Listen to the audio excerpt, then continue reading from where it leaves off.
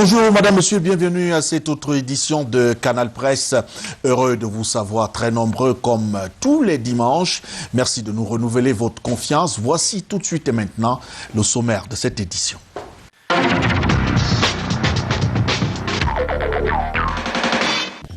Paul Biya, sage d'Afrique du Cameroun, est déjà 33 ans au pouvoir suprême. Ce 6 novembre 2015 marquait en effet un an de plus pour le locataire de Toudi. 33 ans, comme 33 fois pendant lesquelles les mêmes questions sont revenues, se rapportant à l'héritage légué par Amadou Ahidjo et au bilan du renouveau. Au commencement, vers 1987, Paul Biya est rentré dans un contrat social sur la base d'un programme, son programme contenu dans son miroir intitulé « Pour le libéralisme communautaire ». De ces éléments économiques, sociaux et politiques faisant bloc avec les mauvaises langues selon lesquelles le pourcentage des promesses non tenues est supérieur à celui des annonces respectées. On passe sur ces écueils car chez nous en Afrique, c'est un devoir que de protéger des patriarches. Reste donc à tenir compte du travail abattu et de l'âge du président camerounais. Pour tout dire, c'est l'après Biya qui doit l'emporter. Évacuation sanitaire, la discrimination qui a éconduit Essimi Meigné. En semaine, il est apparu que l'ancien ministre des Finances a vu refuser la permission de se faire consulter loin là-bas, loin du Cameroun, là où c'est bon. Une honte en fait, 50 ans après les indépendances. Chose un peu normale il y a 30 ans, faute d'infrastructures hospitalières. Mais aujourd'hui, André Mamafouda et ses prédécesseurs disent que tout va pour le mieux. Du coup, on se demande toujours pourquoi ces régimes particuliers pour les victimes de crises cardiaques et des AVC nous offrent ainsi un aveu, à savoir qu'un certain nombre de personnes peuvent jouir de la République et pas d'autres. Et là-dessus, le professeur Pili Pawa s'est par exemple demandé un jour s'il y a une santé pour les riches et une autre pour les pauvres Camerounais. Les Camerounais riches parmi les riches d'Afrique, 9 sur 24, soit plus du tiers. Ceci est une fierté, une preuve qu'il y a d'autres types de lions indomptables en dehors d'anciens footballeurs. Mais à vrai dire, comment un tel pays peut-il encore compter tant de chômeurs? Réponse, certains hommes d'affaires ont délocalisé en s'installant par Abidjoka, par Bamianga ou même à Batoufam, mais à l'étranger. Peu importe s'il y a éventuellement eu rente politique ou étatique, l'essentiel c'est de savoir qui ils sont, comment ils sont devenus puissants parmi les puissants argentiers d'Afrique, leurs liens et leurs lieux de mouvance, leurs bagatelles, ce qu'ils apportent ou font perdre à l'économie de Paul Biya, là est notre préoccupation. Cette émission est un rendez-vous hebdomadaire. Elle est diffusée en direct et simultanément sur Canal 2 International, sur la radio Sud FM et sur la toile à l'adresse internet www.canal2international.net. Canal Presse, voici une émission qui donne un sens à l'actualité. Bon appétit à tous.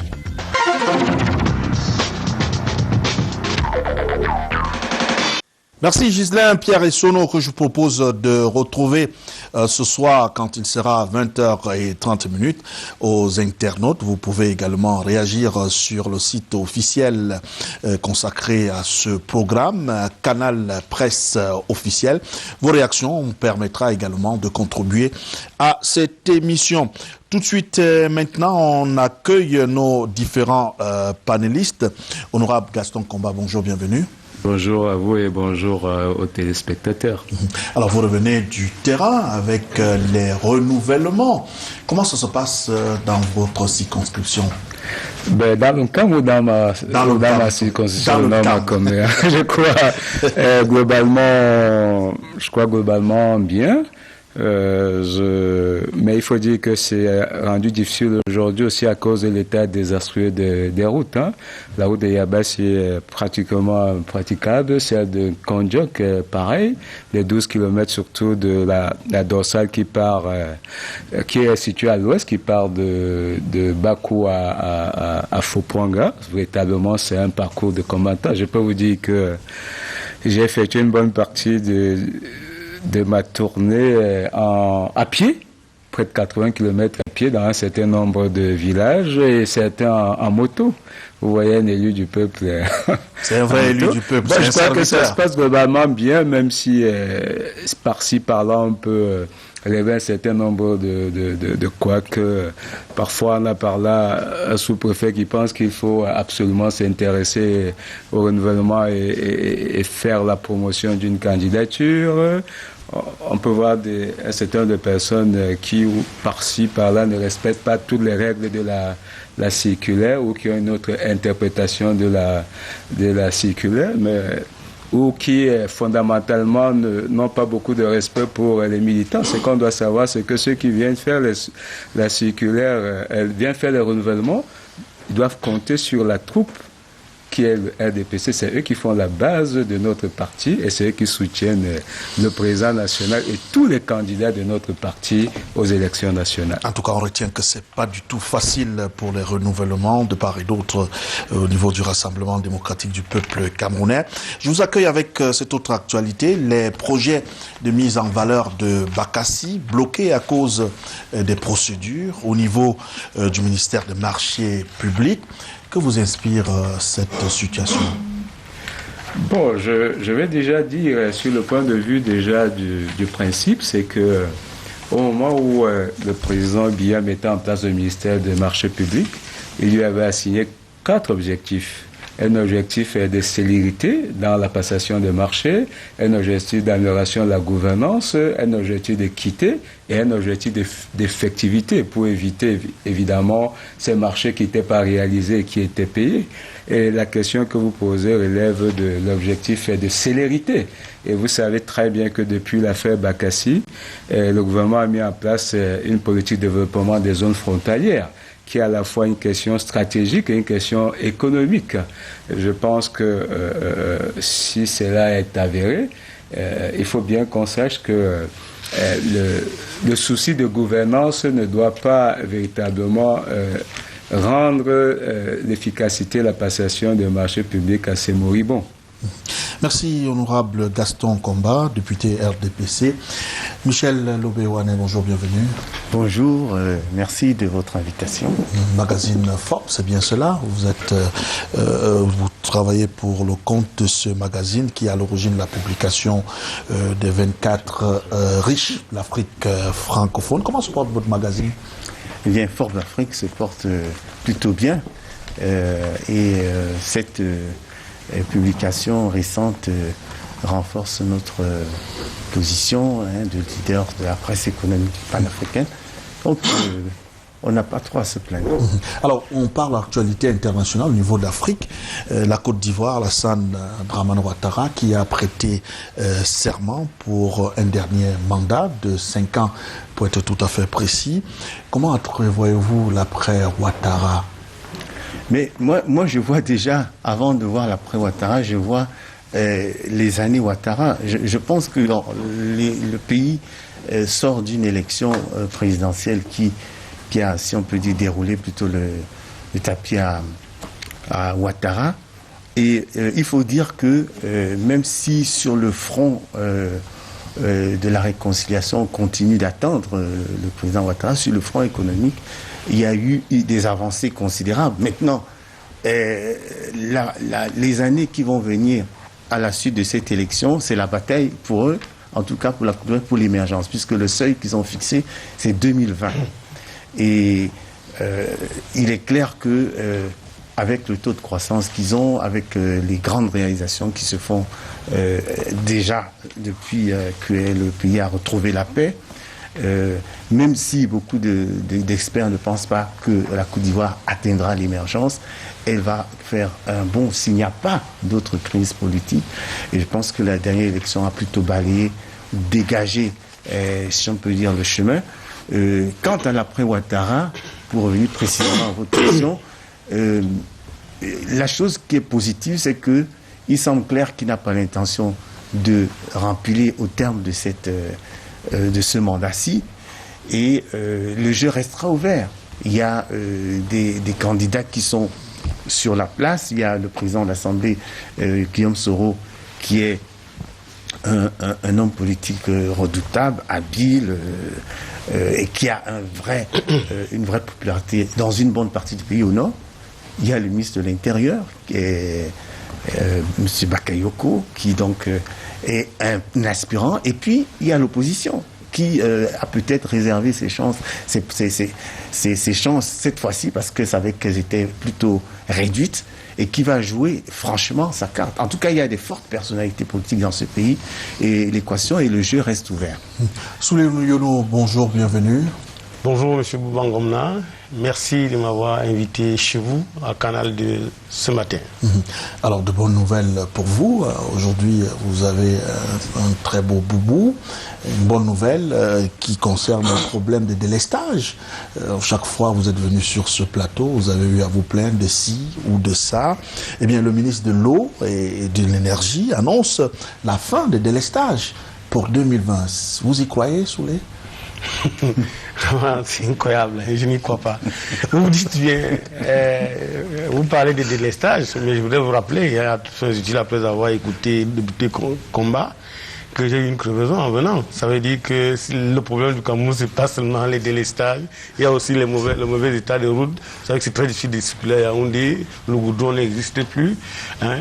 Mais pour parler de 2020, fin des délestages, je ne sais pas de qui se moque-t-on en fait, M. Bouba. En 2020, on aura fait quand même les deux canets, 2016 et 2018. 2019. Ça veut dire que 2019, ça veut dire que on peut avoir les délestages en 2019 et dire que non, l'objectif c'est 2020. Je crois que c'est des slogans qui devraient plus retenir notre attention. Nous connaissons Santé pour tous à l'an 2000. Je ne sais pas si aujourd'hui on a atteint cela. On continue à mourir, n'est-ce pas, par manque d'aspirine. On continue à mourir dans nos hôpitaux. Il n'y a même pas de plateau technique normal pour connaître un certain nombre de choses. Et on a connu, maintenant on a parlé de 2035. Dieu merci, si on a la fin des délestages 15 ans avant l'émergence, peut-être que ça sera un boom. Mais je n'y crois pas. Je n'y crois pas parce qu'en 2020, je ne sais pas si M. Atangana lui-même sera encore aux affaires. Je ne sais pas si en 2020, M. Biya, hein, le patron du renouveau, aura passé 2018. Donc, il y a quand même beaucoup de choses hein, qui attendent le Cameroun en 2020. Mais je pense qu'avant 2020, il y a beaucoup d'autres choses qu'il faut régler avant de penser que ce sera 2020. En 2020, je crois que 2020 c'est très loin, M. Bouba, et ne donnons plus jamais ce type de rendez-vous aux Camerounais. Parce qu'aujourd'hui, les problèmes, il faut les régler aujourd'hui. Et M. Biya le dit toujours. Hein, si le plan d'urgence, nous l'avons, je crois que le plan d'urgence avait intégré les délestages. Alors comment peut-on prolonger, n'est-ce pas, l'urgence, les problèmes qui sont urgents en 2020, alors que le Camerounais a besoin maintenant de l'eau potable. Chez moi, il n'y en a pas depuis un mois.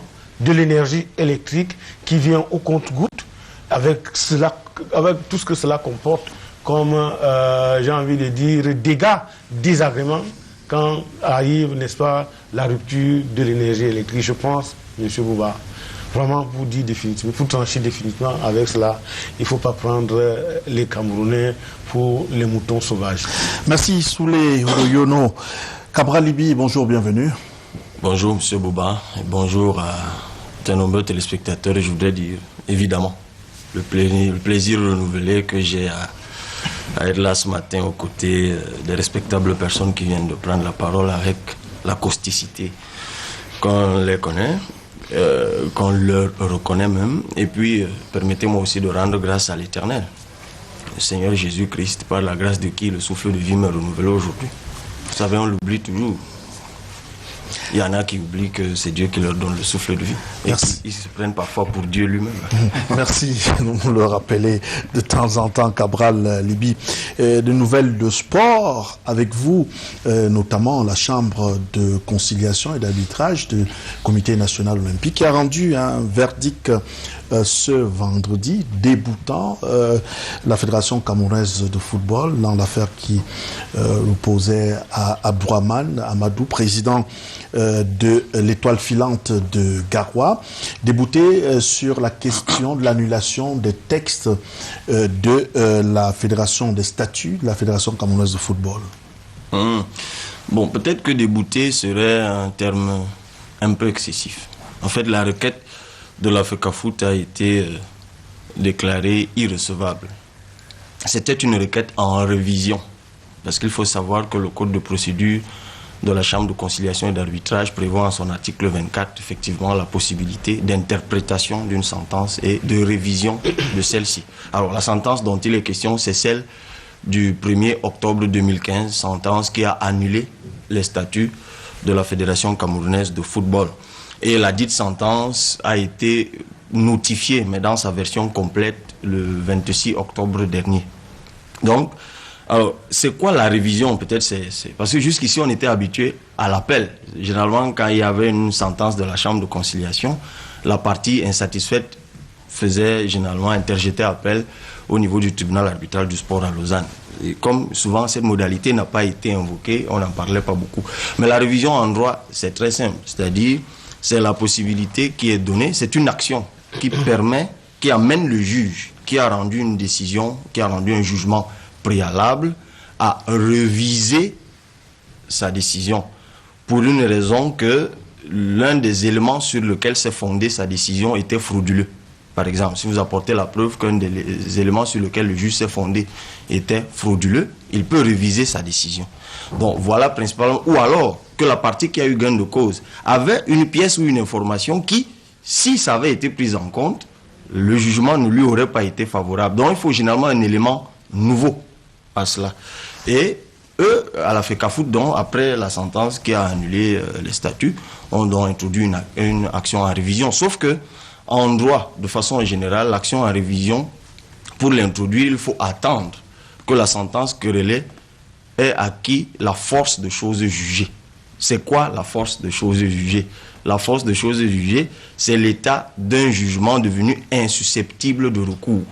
C'est-à-dire qu'il n'y a plus de voie de recours à exercer, les délais sont dépassés. Donc il y a donc deux éléments, l'élément frauduleux et puis la force de choses jugées qui est différente de l'autorité de choses jugées qui est la qualité attribuée à un jugement qui interdit que la même affaire soit jugée dans une autre audience pour le même objet et par les mêmes, concernant les mêmes personnes. Qu'est-ce qui se passe exactement? Non, ce qui se passe donc, c'est qu'effectivement, si la FECAFOOT a été déboutée, c'est parce que l'une des conditions que je viens d'évoquer, c'est-à-dire que la sentence querellée, celle du 1er octobre, n'est pas encore revêtue de la force de choses jugées. Pourquoi?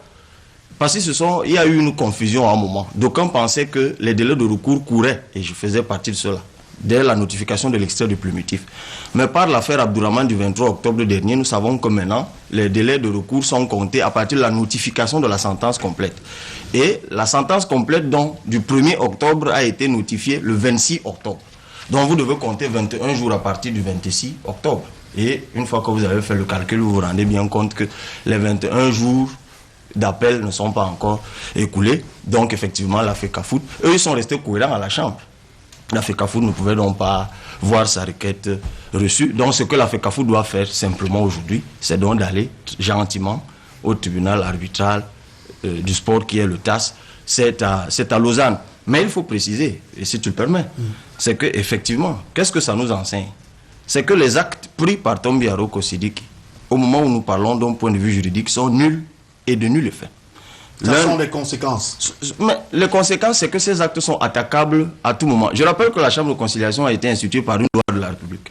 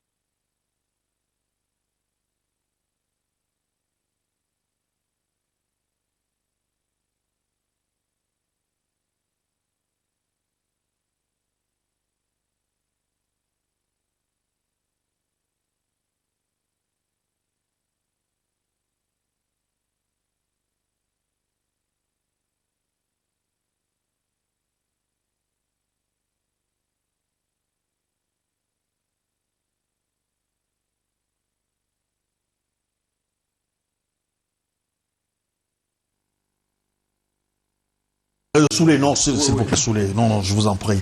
On va permettre à l'honorable de dire un mot. Je pense qu'au-delà de ce qu'ils ont dit tout à l'heure, il faut revenir sur les fondamentaux, les principes. L'un ne justifie pas l'autre. C'est pas parce que d'un autre côté, il y a des errements, qu'il y a des détournements de fonds, il y a de la malgouvernance que on doit dire fondamentalement ça doit être le règne du laisser aller, du laisser passer. Je crois que même dans le tableau le plus noir, on peut trouver une once de lumière ou de blancheur. Ce que je veux dire, c'est que c'est un élément qui est lié à ce qu'on appelle le culte de la facilité, le culte de la célébrité facile, le culte de l'argent facile.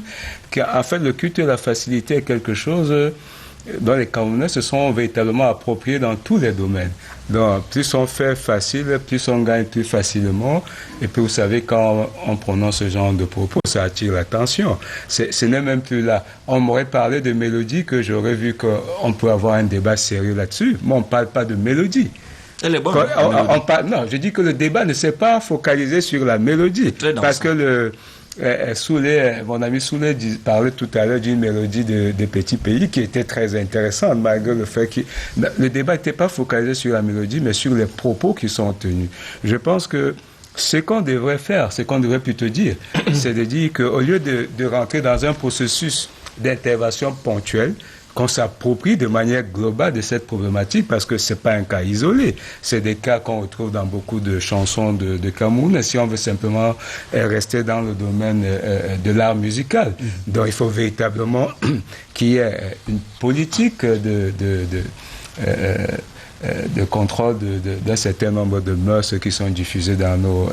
on ne doit pas, parce qu'on est dans un monde planétaire, la mondialisation dit que nous devons rentrer dans une société de tout permis, de tout laisser et de tout est possible. Alors, Michel, pour ne pas vous donner l'impression d'être censuré, juste un mot Oui, en fait, moi c'est que... Forbes fera bientôt le classement des chansons. Voilà.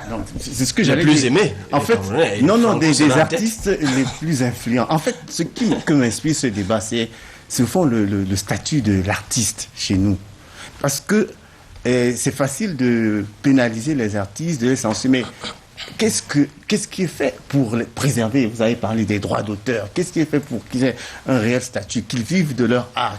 C'est facile de dire que oui, il a débordé parce qu'il a utilisé une expression qui peut choquer. Encore que, quand on va voir sur le fond, il y a pire que ça qui passe sur les antennes. Ce que moi je pense le Cameroun est une république de voyeurs. Oui. Tout ce qui condamne ouvertement cette affaire, vous les trouvez en train de coller les petites. Oui. C'est ce que je veux dire. Je suis d'accord avec vous. Je voulais tout simplement dire qu'une décision qui va faire long feu, tout le monde est conscient que cette décision n'est pas applicable.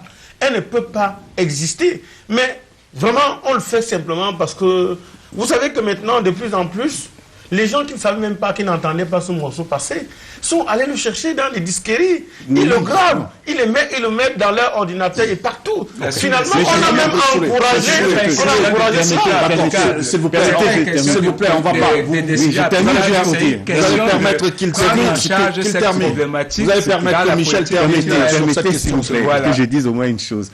Au fond, pour moi, ce qui est important, c'est que cette question-là permettent aussi de questionner les autorités. C'est facile, moi ce que je veux dire, de sanctionner. Mais il faut qu'il y ait une réelle prise en compte du statut de l'artiste, de la difficulté qu'ils ont à vivre, de leurs droits, de leur métier, et justement d'exister. Et pour finir, je dirais, ce qui me dérange aussi, ce qui m'amuse aussi, pourquoi juste la MIFI? Pourquoi pas dans tout le Cameroun? Mais c'est ça l'histoire.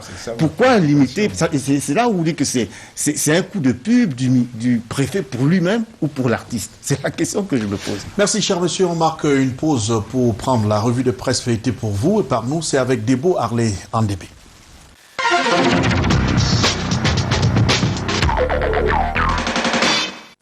On pourrait parler de la semaine des Lions indomptables à Cameroun Tribune, eu égard à la floraison des titres consacrés par le quotidien national bilingue à notre 11 national entre lundi et jeudi. Lundi justement pour parler de la nomination de 2 Camerounais à titre intérimaire à la tête des Lions indomptables. Alexandre Belinga et Bonaventure Djokep, disait Cameroun Tribune, avaient alors pour mission principale la double confrontation des 13 et 17 novembre contre le Niger en éliminatoire de la Coupe du Monde de 2018. Et pour y parvenir, l'urgence du retour à la sérénité s'impose au son de la tanière, une sérénité conditionnée par la désignation d'un staff technique permanent. Le ministre des Sports et de l'Éducation physique a donné 3 mois à la Fédération camerounaise de football pour le faire, nous renseigne l'épervier. Pour parler de la double confrontation contre le Niger, il y a le retour de Idriss Carlos Kameni parmi les joueurs convoqués qui relance la concurrence au poste de gardien de but. Maintenant, jouera ou ne jouera pas, le débat est lancé par les fans des Lions. Débat également cette semaine remis sur la table du quotidien Le Jour autour de la suspension de Coller la Petite du titre de la chanson de Franco dans le département de la MIFI par le préfet. Joseph Tangwa Fauveur, disait le quotidien Bleu dans un autre numéro, venait de rendre public une note interdisant ce tube à succès du rappeur camerounais. Pour l'autorité administrative, la chanson va à l'encontre de la morale. Un autre préfet, celui-là du département du Ndian dans le sud-ouest, rapporte une mutation, accuse le ministre des Marchés publics chez le Premier ministre de bloquer l'exécution des investissements publics à Bakassi, une démarche pour le chef de terre qui met en mal la modernisation de cette zone qui suscite encore les convoitises du grand voisin nigérian. Bakassi, comme les autres parties du pays, a célébré le 6 novembre dernier les 33 ans du renouveau. Pour l'Action, le journal du RDPC, cette célébration rime plus que jamais avec le renouvellement des bureaux des organes de base du parti. 33 ans et après, s'interrogeait le quotidien Le Jour qui a anglais sa réflexion sur la succession, un sujet tabou au Cameroun. Pour notre confrère, le président de la République brouille les cartes et son gouvernement réprime durement ceux qui osent évoquer l'alternance. Doit-on encore croire au renouveau, s'interrogeait Mutation qui faisait ce regard croisé d'un député de la nation et du philosophe. Jean-Michel Nietzsche, pour le premier, estime que l'histoire du Cameroun retiendra que le 6 novembre 1982 est le jour où la malédiction s'est abattue sur le Cameroun. Hubert Mononjana, pour lui, dit qu'il faut mettre fin au milliardisme peu crédible des fonctionnaires pour laisser quelques chances d'épanouissement à notre développement. Ou la nouvelle expression. Après tout ce temps passé à la magistrature suprême, l'homme du renouveau doit se demander s'il a rendu son peuple heureux.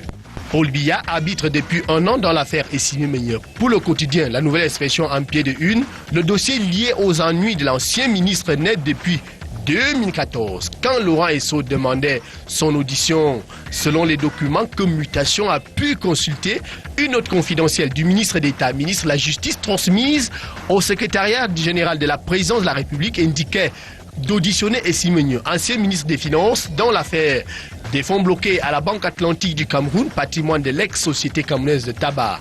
Une preuve supplémentaire pour Mutation de l'immixation du pouvoir exécutif dans les affaires judiciaires liées à l'opération Épervier. L'indépendant dans cette affaire croit à un complot politico-judiciaire contre le ministre Essimi Meunier. Allusion faite à un autre rapport dressé à la présidente de la République par le ministre de la Santé publique sur l'urgence d'une intervention chirurgicale que doit subir le patient à l'hôpital de la Caisse. Là-bas, intégration était d'ailleurs à son chevet et indique que contrairement à la nouvelle répandue dans l'opinion publique, Essimi Meunier est hospitalisé depuis le 26 septembre 2015, soit une semaine avant le remaniement ministériel. L'information sur son éventuelle fuite n'est donc que pure manipulation.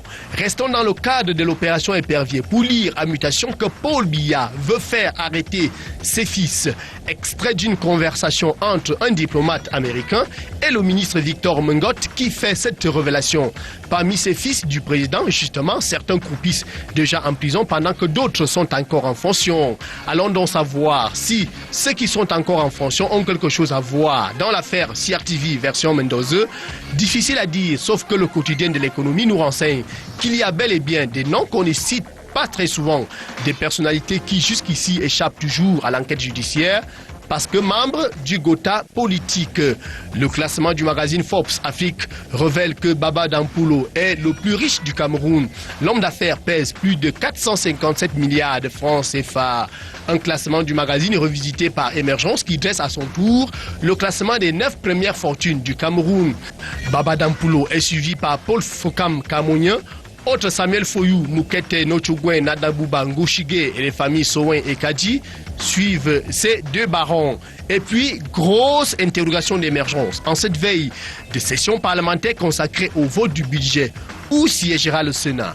La Chambre haute à l'étroit dans ses locaux à l'ancien immeuble ARMP, les sénateurs et le personnel administratif vivent une situation de quasi-errance. À dimanche, s'il plaît à Dieu.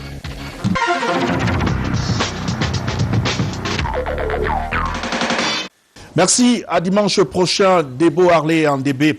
Vous pouvez également réagir sur la page Facebook à Canal Presse officiel.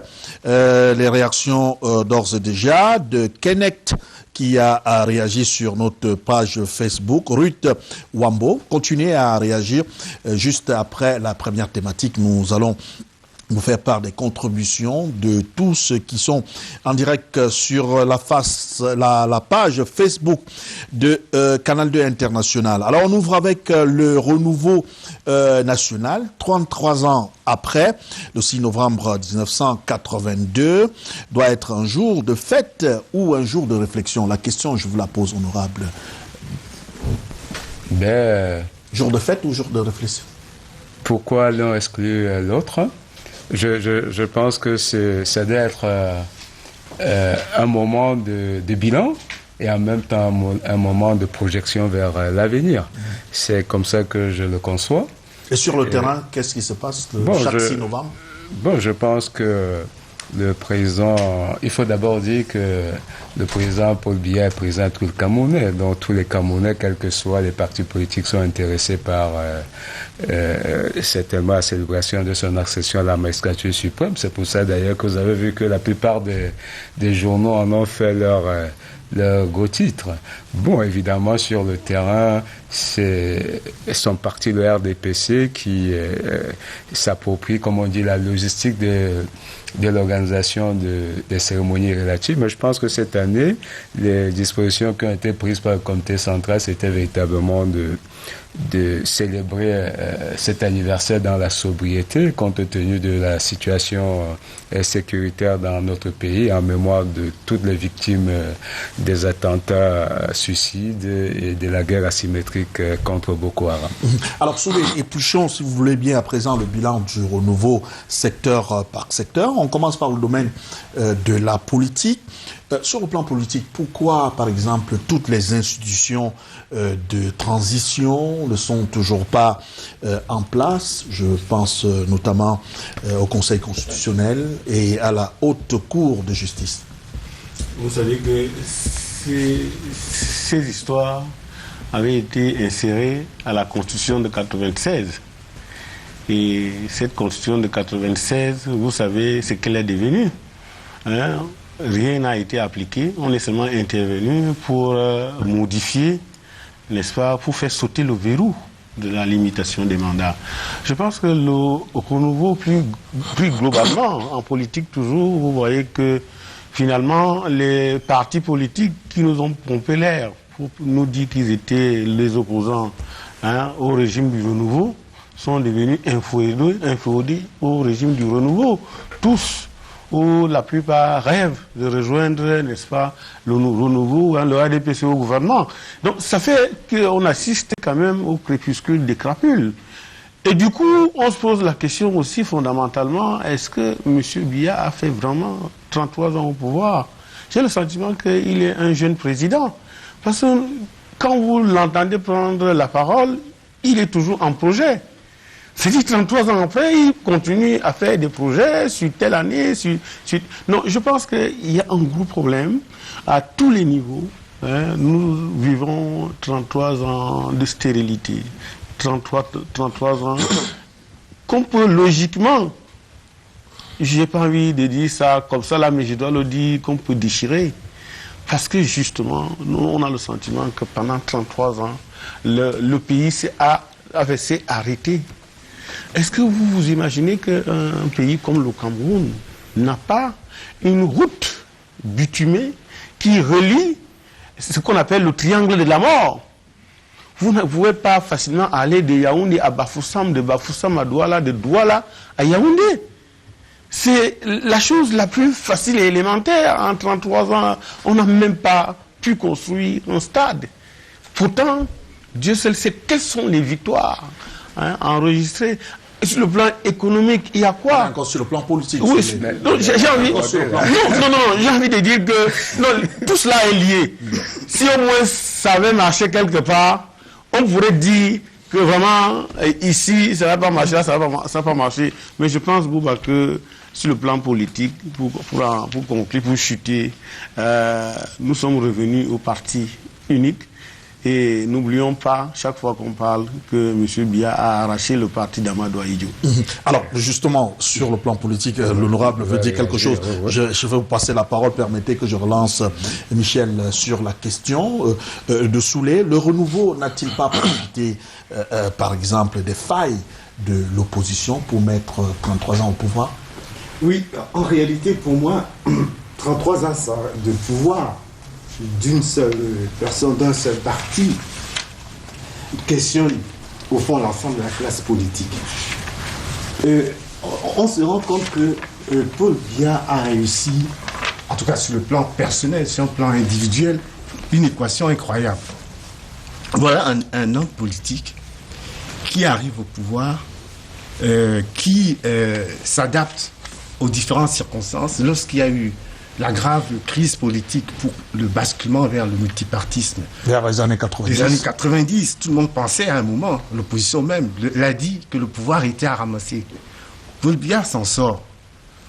L'élection de 92, que beaucoup de gens analysent comme ayant été perdue par, en tout cas gagnée par Frondi, il s'en sort.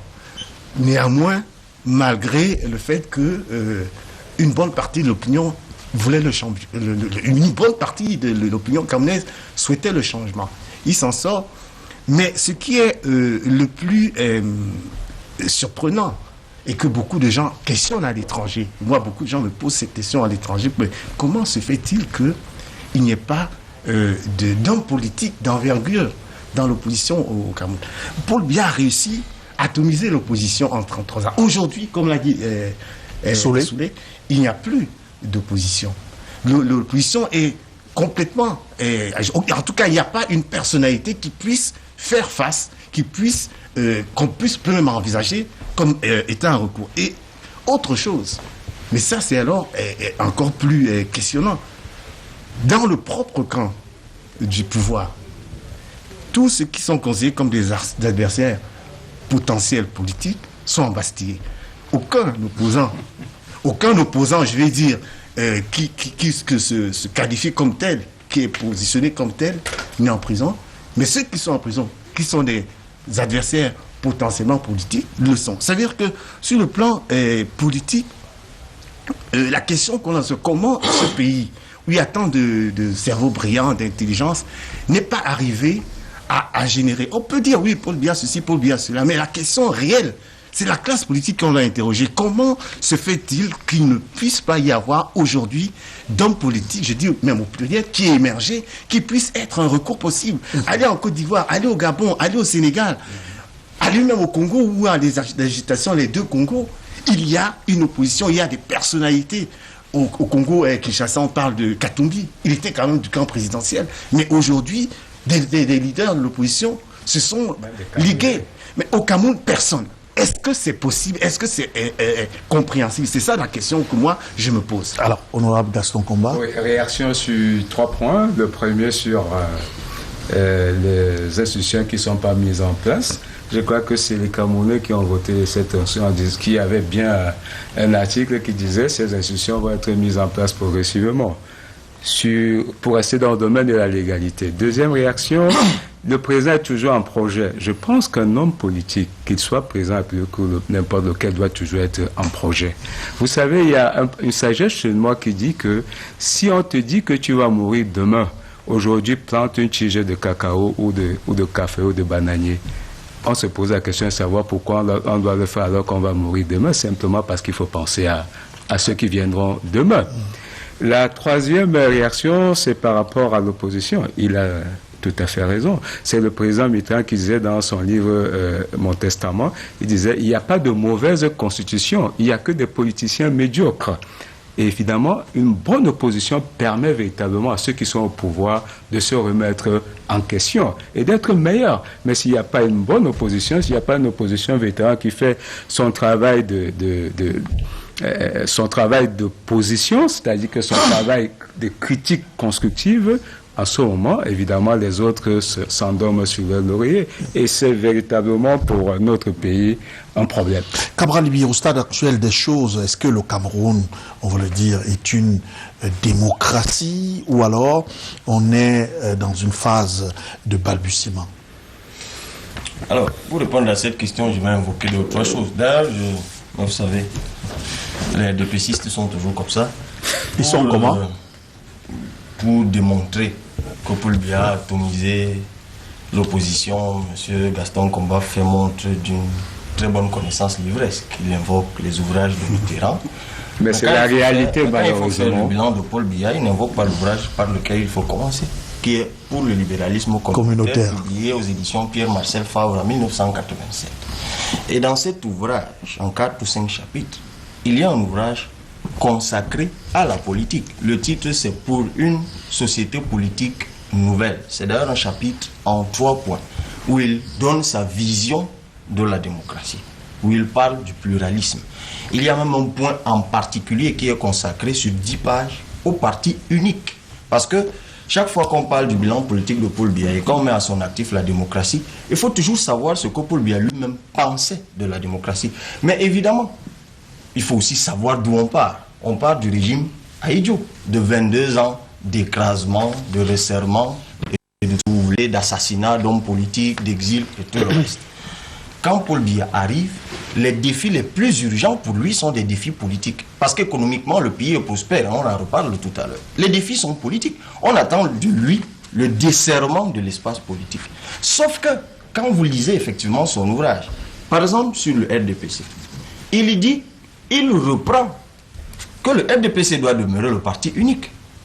Il dit même très clairement à la page 47 que le parti unique est une nécessité, que le rejet provisoire du multipartisme est une nécessité. Et il va d'ailleurs expliquer à la page 48 lorsqu'il dit que l'appareil d'État ne peut pas se permettre de perdre l'allégeance politique de ces quelques agents.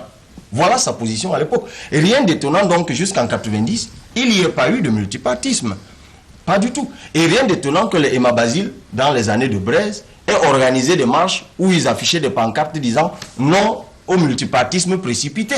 Ils étaient là en train d'exprimer la pensée profonde de Paul Biya, qui n'a dû accepter les avancées démocratiques que ses partisans lui concèdent aujourd'hui, que parce que dès 89, au discours de la Baule, c'était le sommet France-Afrique, Mitterrand commence désormais à indexer les avancées démocratiques aux aides économiques. Et puis viendra toutes les autres pressions que tout le monde connaît. Et le résultat des courses, contre son gré, il a dû concéder un certain nombre d'avancées. C'est ça qui explique qu'en les concédant, il les a verrouillées. C'est ça qui explique donc, M. Lobert, qu'effectivement il est pu atomiser. Il a eu le temps, il n'avait pas le choix. Il a dû concéder la démocratie, le multipartisme et tout le reste. Mais il s'est également arrogé de toutes les intelligences, il s'est entouré de toutes les intelligences qui ont donc dû manœuvrer pour que ce qu'on donnait d'une main, qu'on le récupère de l'autre. C'est pour ça, et on va continuer. Il y a eu tout un processus pour dépouiller l'opposition de toute substance. Pourtant, ce n'est pas des opposants qui ont manqué. Qu'est-ce que vous croyez? Tous ces gens qui se sont fait arrêter en 90, les Yondo Bla, les Kani Anissé et tous les autres, d'autres ont perdu leur vie. Vous pensez que ces gens-là n'avaient pas de conviction, qu'ils ne menaient pas de combat? Alors, si, bien sûr. Sauf qu'ils ont peut-être été naïfs. Ils ont cru qu'on entrait vraiment en démocratie. Ils y ont cru. D'ailleurs, la suite, tout le monde la connaît. Une dernière question sur le plan politique avec vous, Soulé. Est-ce qu'en cas de vacances, là on parle de l'ECAM, par exemple, à la tête de l'État, et l'ECAM est en mesure d'organiser dans les 120 jours qui suivent les élections libres et transparentes? Je ne pense pas. Je ne pense pas parce que l'ECAM, aujourd'hui, est presque embastillé. Et l'ICAM est, n'est-ce pas, l'objet d'un seul individu. La preuve, c'est qu'il a réussi l'espoir d'enlever un membre du conseil électoral pour porter à la fonction de directeur général. Il est comme sur la voie de son maître, parce qu'en réalité, il est comme a été construit pour être au service, n'est-ce pas, de M. Biya. Tout comme il faut se poser la question de savoir si M. Nyat, à l'état où il se trouve, peut organiser réellement la succession de M. Biya, puisque je ne suis pas sûr que M. Biya lui-même pense pouvoir partir un jour. Tout est mis en place pour que M. Biya amène. Et sur ce plan-là, vous avez entendu par exemple les discours, on dit 33 ans de règne. Donc vous parlez de règne, vous n'êtes plus en démocratie. L'ADN de la démocratie, c'est l'alternance. C'est pour ça que j'ai dit, M. Biya, c'est comme si c'est hier qu'il a été élu. Et par rapport à cela, je veux bien que M. Gaston Komba me cite certaines choses en exemple par rapport peut-être à un président toujours en projet. Je suis d'accord. Mais c'est ce qu'on fait. C'est-à-dire quand vous avez annoncé des projets, soit en décembre, le 31, quand le prochain 31 décembre arrive, vous dites que nous avons annoncé 10 ou 20 projets, nous avons pu réaliser 3 ou 4, et il y a 5 ou 6 chantiers qui bloquent parce que voilà, tel nombre de choses, et ce sera la priorité à l'année qui suivra. Mais lorsqu'en faisant le bilan, vous restez toujours dans une inadéquation entre la théorie et la pratique, ça veut dire que vous restez permanemment en projet. Donc je suis bien fondé de comprendre que nous sommes dans le règne des projets qui sont difficilement actés. Et c'est pour ça que je dis, M. Bouba, et il y a une chose qu'on est en train de vivre qui est extrêmement vicieuse. C'est le fait que M. Biya est seul. Dans le contexte actuel, il n'y a personne qui peut critiquer, n'est-ce pas, le fonctionnement de quoi que ce soit. Tout le monde a peur. Tout le monde protège son fauteuil. Chacun estime que si je cherche tout simplement à critiquer une ou deux choses, je perds mon fauteuil. Et il y a même qui vont un peu plus loin, je chute par là, c'est qu'ils ne respectent même plus le président. Ils font semblant. C'est la duplicité de caractère, c'est l'hypocrisie. Et on pense que non, le roi, oui, ils sont là, ils applaudissent. Ils arrachent de temps en temps les écharpes du RDPC pour rentrer dans le mouvement, n'est-ce pas, d'applaudissements, mais en réalité, ils n'y croient plus. Alors, Souley nous a amené directement en économie avec les projets. Moi, je vous relance sur la question des projets. Nous sommes là sur le plan économique. Peut-être, Cabral, juste une virgule, parce que... Oui, peut-être permettez-nous, parce que c'est quand même important. C'est quand même... Si je peux d'abord... Allez-y. Non, je voulais... C'est parce que vous avez parlé des instruments tout à l'heure. Je voulais dire, chaque fois que nous faisons le bilan de Paul Biya, nous arrêtons jamais à 33 ans. N'oublions jamais qu'il est arrivé au Cameroun sur recommandation de lui, Paul Ojula, en 62, et qu'il a immédiatement intégré la haute administration. Il avait 27 ans. C'était comme chargé de mission à la présidence de la République. Donc, en fait, il en est aujourd'hui à 55 ans d'exercice à la plus haute administration. Et je pense que, et pour cela, moi, je suis respectueux et même admiratif de la force. Oui. 55 ans, c'est un bilan administration. Je pense qu'il est peut-être le seul dans le monde. Ils ne sont pas très nombreux, en dehors des rois, qui évidemment sont là à titre honorifique, parce que lui, il est président. Ça, c'est d'un. Et de deux, dans le prolongement de ce que j'ai dit tout à l'heure, et c'est peut-être dans celui de M. Lobert, il faut reconnaître à M. Biya une résilience extraordinaire, sa capacité à s'adapter. C'est-à-dire, moi je ne veux pas rentrer dans le débat des institutions, puisque vous allez trouver que dans l'affichage, en théorie, il y a des institutions de démocratisation, mais ils sont viciés dans leur texte et dans l'effectivité de leur implémentation. C'est ça qui traduit la personnalité politique, en tout cas, le fond de sa pensée politique. Comme on me demande d'avancer, je veux porter la camisole de force démocratique, je vais leur servir ce qu'ils veulent, mais en réalité, si c'est par ça qu'ils croient m'avoir, ils ne m'auront jamais. Donc je vais toujours me donner des institutions que je contrôle par moi-même. Quand vous parlez de l'ECA, regardez le cheminement, depuis le MINAT, en passant par ONEL 1, 2, en passant par ELECAM 1, 2 et même 3, parce que désormais nous avons le code électoral. Vous voyez, et jusque-là, on n'est toujours pas à la perfection, c'est-à-dire qu'on joue à chaque fois. Mais on est forcé de lui reconnaître que, bon, Cabral Libi peut s'asseoir aujourd'hui à Canal 2, comme le disent ses partisans, je pense que c'est leur trophée le plus doré. Cabral Libi peut s'asseoir et bavarder, sauf qu'effectivement, il s'arrange, il s'est arrangé depuis longtemps pour que ce bavardage que je bavarde ne puisse en aucun cas influer, du moins c'est ce qu'ils pensent, le process politique, parce qu'ils savent qu'au bout des élections, ils savent ce qu'ils ont fait. Mais je dis que il faut le dire, il faut le savoir, mais en même temps, comme disait Freud, quand on le sait, on sait aussi quel est l'antidote. Voilà, on va juste prendre la réaction de l'honorable et puis on va passer sur le plan économique. Ouais. Avez-vous, honorable? Oui, un État, c'est des défis et des projets communs. Je suis heureux qu'il ait dit que le président Biya, il a travaillé d'abord comme chargé de mission, membre du gouvernement, fonctionnaire et autres. Et il amène là à une notion. Un régime, un État, c'est pas un homme, c'est un tout. C'est un système dans lequel chacun des acteurs dans le système a ses responsabilités. Le président de l'État, le président de la République, le gouvernement, les parlementaires que nous sommes, la justice, les collectivités territoriales décentralisées, les acteurs principaux de la société civile, les entrepreneurs créateurs de la richesse et les populations. Chacun a une responsabilité. Et c'est l'exercice par chacun de ces responsabilités qui permettent de construire véritablement un État. Il faudrait qu'on arrête d'aller dans le sens où on a toujours, c'est-à-dire qu'une cible où on dit tout le monde est bien, tout le monde fait ce qu'il a à faire, mais celui qui a la tête de l'État ne le fait pas. Il faut que chacun des Camerounais, là où il est, du chef jusqu'à celui qui est dans mon village à Ndobiane, que chacun véritablement agisse dans le sens de la construction de notre pays. Je n'ai pas terminé. Il a été suffisamment long. Je pense que je suis le seul.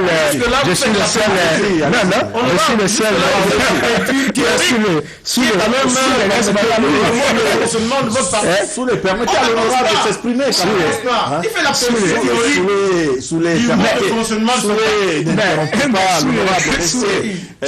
je suis en train de répondre à toutes les questions. Peut-être que je suis le seul membre du parti au pouvoir ici, mais permettez que j'ai le temps que vous avez. Non, pas tout le temps. Encore que j'ai un dixième du temps que tous les autres dans le plateau. Donc, c'est ça. Donc, chacun doit jouer. Même ceux qui sont... Le RDPC n'en voulait pas. Même ceux qui sont les journalistes qui sont sur ce plateau, ils ont leur responsabilité dans la conduite de cet État. Il ne faut pas qu'ils se débinent par rapport à leurs responsabilités. Et puis, il a dit, il n'y a pas de critique. Non, je dis, même au sein du RDPC, M. Soulé, il y a un débat critique. Je crois que... je peux vous dire à titre personnel que j'ai jamais, je peux finir, vous avez parlé, je ne vous ai pas laissé, vous avez parlé, je n'ai pas... On appelle la discipline du parti. Soulé. Je vais vous dire, parlant de la discipline du parti, si vous voulez qu'on arrive sur cette question, dans tous les parlements, je peux finir, tous les parlements fonctionnent sur le principe de la discipline partisane. Ça veut dire que quand le débat il est libre, mais le vote il est partisan. C'est le principe de tous les parlements. Vous allez aux États-Unis, vous allez en France, c'est le principe de fonctionnement des parlements. Vous a compris. Mais j'ai pas fini de réagir. S'il vous plaît. Ils ont parlé deux fois sur la question.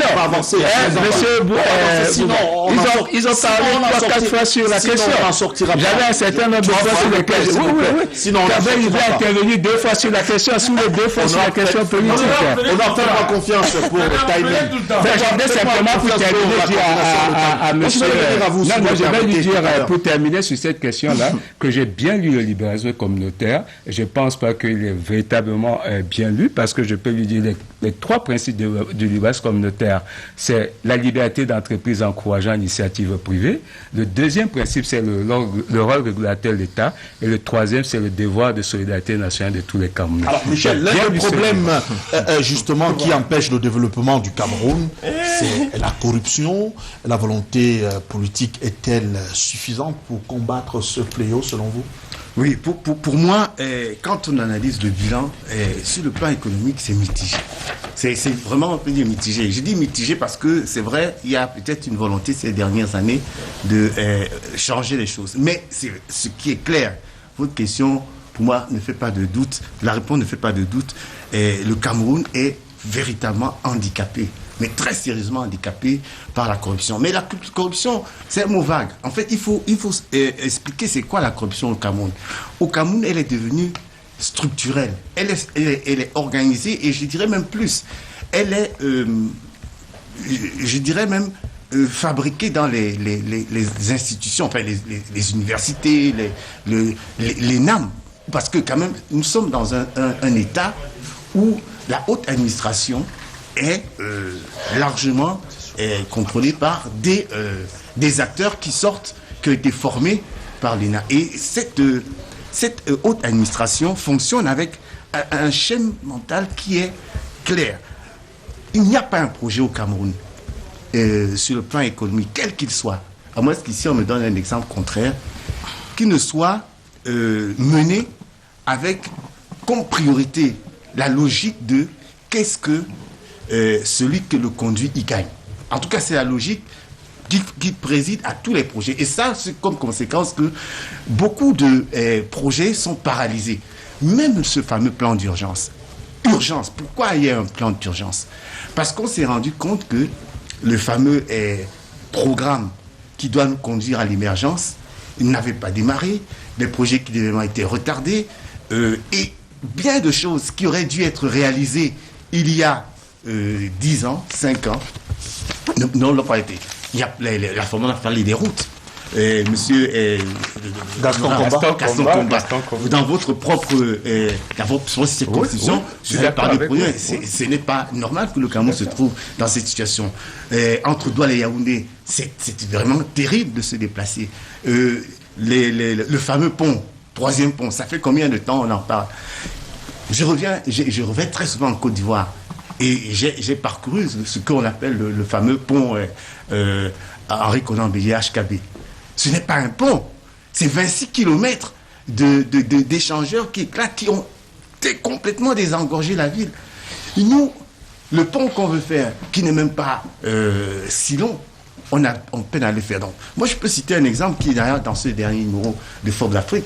Il y a plus une série de projets qui représentent plus de 1000 milliards de francs CFA, des hôtels, des complexes hospitaliers, des ressorts à Douala, Yaoundé, Kribi, qui ont été validés par le chef de l'État, le Premier ministre, mais qui sont paralysés aujourd'hui tout simplement pour une question de titre foncier. Voilà l'exemple de comment cette haute administration peut paralyser un pays, et c'est le problème actuel du Cameroun. Alors, 3 dernières réactions sur cette thématique. D'abord avec vous, Soulé, sur le plan de l'emploi. Maintenant, au Cameroun, 33 ans après, on peut dire que c'est quand même l'un des points où le renouveau a maille à partir.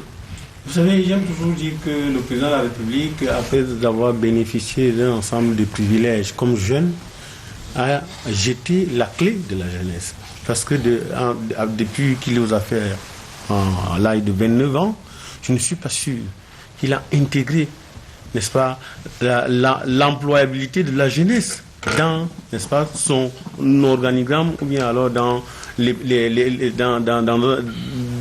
parmi les priorités. Parce que aujourd'hui, qui a droit à l'emploi? Est-ce que vous savez comment on est recruté dans certains mammouths de notre pays, à la CRTV, à la CNPS, à la Sonara? Il paraît qu'à la SNH, il faut être un enfant, l'enfant de quelqu'un. Il faut être quelqu'un là-bas. Et puis moi, je voulais réagir beaucoup plus sur la corruption, parce que l'emploi, tout le monde sait que le taux de chômeurs que le Cameroun fabrique par an est inversement proportionnel avec les sommes d'argent que l'attribut de ceux qui mangent, n'est-ce pas, un magazine. Parce que vous ne pouvez pas me dire que vous allez lutter contre la corruption si vous n'avez pas mis en place un plan réel de lutte contre la corruption. Parce qu'il faut un plan de lutte contre la corruption. Et vous avez plutôt jeté, n'est-ce pas, en circulation des organes de... je ne sais pas comment on peut appeler ça. Vous avez le Consupé qui lutte contre la corruption, vous avez la CONAC qui lutte contre la corruption, la NIF, la justice, la présidence de la République. Et il n'y a aucun instrument qui coordonne. Voilà, il y a le programme Choc, il n'y a rien qui coordonne cela pour voir dans quelle mesure on peut donner le là. Est-ce qu'au niveau de la présidence de la République, il y a une organisation des choses qui peut permettre à ce que ce qui est donné par la CONAC soit suivi d'un certain nombre de répressions. Non. Et il faut voter. Depuis longtemps, on demande de voter un texte sur, n'est-ce pas, contre l'enrichissement illicite, contre, n'est-ce pas, le délit d'initié, contre la prise d'intérêt volontaire. Ce n'est que cela qui peut permettre la moralisation de la fortune publique. Mais lorsque tout cela reste comme ça là. Et l'autre chose, c'est par là que je vais chuter, Bouba, c'est que de plus en plus, les gens ne croient pas. Le président de la République a dit dans un de ses discours que la lutte contre la corruption va aller en s'intensifiant. Mais est-ce que vous avez le sentiment que ce discours est acté? Il y a même que l'aujourd'hui même, il prend des décisions. Et même par décret, les gens ne respectent pas. Vous connaissez l'affaire Paul Bancon. Monsieur Paul Bancon a travaillé pendant longtemps avec le président de la République. Un jour, le président de la République signe un décret faisant de lui le secrétaire général de la communauté urbaine de Yaoundé. Mais pas arrêté, Maraf qui était aux affaires au Minat, là, a débattu, a botté en brèche, n'est-ce pas, cette histoire. Et aujourd'hui, il y a un secrétaire général, n'est-ce pas, qui est nommé par arrêté, alors que celui qui avait été nommé par décret est au quartier. Donc tout cela pour montrer qu'il y a une rupture entre les textes que prend le président de la République et les textes que ces autres gars prennent. D'accord. Alors, honorable, moi je vous relance sur cette question. On va terminer par vous, Cabral. On va terminer par vous parce qu'il y a deux dernières réactions sur cette thématique. Honorable, 33 ans de pouvoir, est-ce que le chef de l'État, selon vous, est un frein ou alors un atout pour le futur du Cameroun? Je ne vois pas le problème sous cet angle-là. Je peux simplement dire trois choses. La première chose, c'est que le Cameroun est comme une locomotive qui peut aller à 200 à l'heure, mais qui se contente d'aller à 100 à l'heure. Je pense qu'on peut faire mieux avec tout le potentiel humain, économique et en termes de ressources humaines naturelles que nous avons. Mais vous savez, pour revenir sur les trois problématiques qui ont été posées, le problème de la corruption, vous savez, quand dans un pays, l'intérêt des élites diverge avec l'intérêt national, ce pays ne peut pas se développer. Et on assiste à ce phénomène de corruption qui prend de l'ampleur dans notre pays. Et je suis tout à fait d'accord avec... vous voyez que moi, parfois, je suis d'accord avec eux, eux jamais avec moi, sur la nécessité dans notre pays d'avoir un test sur l'enrichissement illicite. Je pense que ça permettrait véritablement d'avoir un instrument qui permettrait de bien cadrer le phénomène de corruption, parce que l'avantage, c'est quoi? D'avoir un texte une loi sur l'enrichissement illicite, c'est que dès qu'on voit que vous avez un niveau de vie qui est supérieur à vos revenus, on vous pose la question de savoir d'où vous vient ce revenu. C'est à vous de prouver, alors que dans le système actuel, c'est maintenant aux autorités judiciaires de prouver qu'effectivement, vous avez mis la main à la caisse. Il y a un autre problème qu'il a posé, c'est le problème foncier. Véritablement, il y a une urgence dans notre pays à revoir le régime foncier et domanial qui bloque plein de projets, pas seulement des projets dans le secteur privé créateur de richesse, mais aussi dans le secteur public. Et la question d'emploi jeune. Pour terminer, je pense que la question de l'emploi jeune, c'est un défi majeur qui concerne tous les pays. Mais je pense que nous pourrions véritablement avoir des politiques publiques en faveur de la jeunesse qui sont beaucoup plus innovantes, beaucoup plus ambitieuses que celles qu'on a, qui pourraient effectivement produire un certain nombre de résultats palpable et durable. Alors, Cabral, l'espoir n'est pas perdu. Il y a un espoir à l'horizon 2035. Alors, selon vous, quels sont les leviers sur lesquels doit-on actionner pour pouvoir atteindre l'émergence en 2035? J'ai envie de dire le premier levier, c'est celui que Paul Biya lui-même a invoqué dès qu'il est arrivé. Dès son conseil de ministre du 11 novembre, il n'avait eu de cesse de parler de rigueur. Et moralisation. La rigueur, on est tous d'accord. Non, la moralisation est venue après. Si vous lisez les proverbes de Paul Biya d'Hubert Monondiana, qu'il a publié en 97, je crois, aux éditions Carrefour, il explique très bien comment le concept a évolué et comment il a finalement décliné. Vous savez, en matière économique, que ce soit en matière politique, ce n'est pas les idées qui ont manqué à Paul Biya. Et moi, j'aime toujours commencer par ces idées. Parce que, et vous allez les trouver une fois de plus dans Pour le libéralisme communautaire. Et le chapitre qui porte sur l'économie, puisque nous faisons la même lecture, c'est bien intitulé Une économie camerounaise au service de l'homme. Et il s'est structuré en 6 points. Il y a 2 qui sont intéressants, M. Bouba. Faire de l'agriculture une priorité. Où en est-on? Seulement l'agriculture. Il a dit faire de l'agriculture une priorité. Mais il y a un autre point, le point 3 qui est très intéressant. En 87, il parle de la promotion des PME. Il le dit en 87. Savez-vous en quelle année il crée le ministère des petites et moyennes entreprises? 17 ans plus tard, en 2004. Connaissez-vous le budget de ce ministère? Il est d'à peu près 3 ou 4 milliards, j'en sais rien. Voilà ce qu'il fait de ses propres pensées. Je pourrais vous ramener à quelque chose de beaucoup plus récent encore.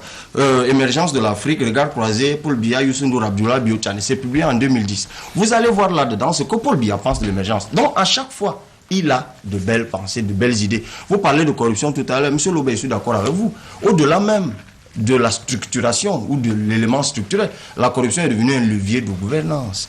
L'encombrement d'instruments de lutte que sous les cités tout à l'heure, depuis la convention de Mérida, en passant par tout ce qu'il a cité, et même les contrôleurs spéciaux installés il y a quelques mois à l'Assemblée nationale, les rapporteurs spéciaux, merci. Tout ça ne sert strictement à rien. Mais ne l'oubliez jamais. Quand Paul Biya accède à la magistrature suprême, en 1981, le taux de croissance du Cameroun était de 13%. En 1981. Vous me direz qu'entre-temps, la crise est passée, oui, sauf qu'elle n'est pas passée qu'au Cameroun. Et quand vous lirez, je vous ai parlé d'un ouvrage, parce que moi j'aime parler avec les références. Quand vous lirez les proverbes de Monon Diana, il démontre très clairement dedans que c'est exactement de 87 en 97, c'est-à-dire pendant la période de crise, que l'on a vu émerger au Cameroun des fortunes incroyables. La plupart des richissimes dont vous entendez parler aujourd'hui, qui sont d'ailleurs pour certains toujours au gouvernement, c'est exactement pendant la période dite de crise qu'ils se sont enrichis. Alors par quelle alchimie ils y sont arrivés? Je pourrais continuer. Pour terminer maintenant. Oui, en fait, vous m'arrêtez quand vous voulez. On a atteint le point d'achèvement, je crois, en 2005. Lisez le Cameroun Tribune tous les jours, parce que c'est le journal d'État. Et regardez la frénésie d'endettement qui caractérise désormais l'ordre gouvernant camerounais. Et allez donc chercher à quoi sert tout cet argent, et vous comprendrez dans quelle situation le Cameroun se retrouvera justement en 2035. Comme disait quelqu'un, certains ne seront plus là. Donc moi je pense une fois de plus, vous avez posé la question et c'est vraiment par là que je sors.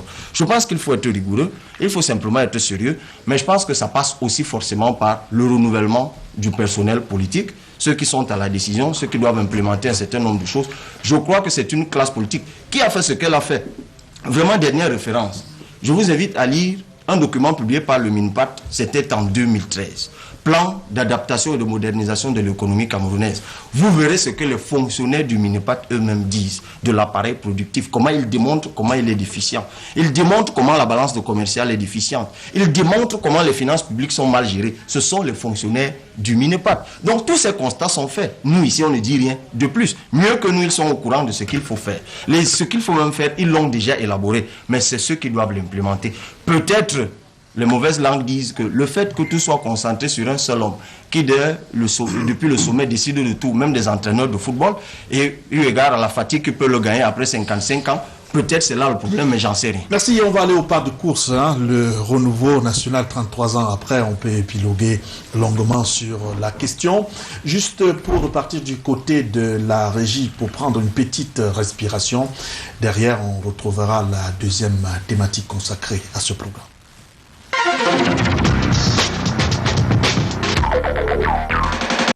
On parle de l'évacuation sanitaire. Qu'est-ce qui cloche?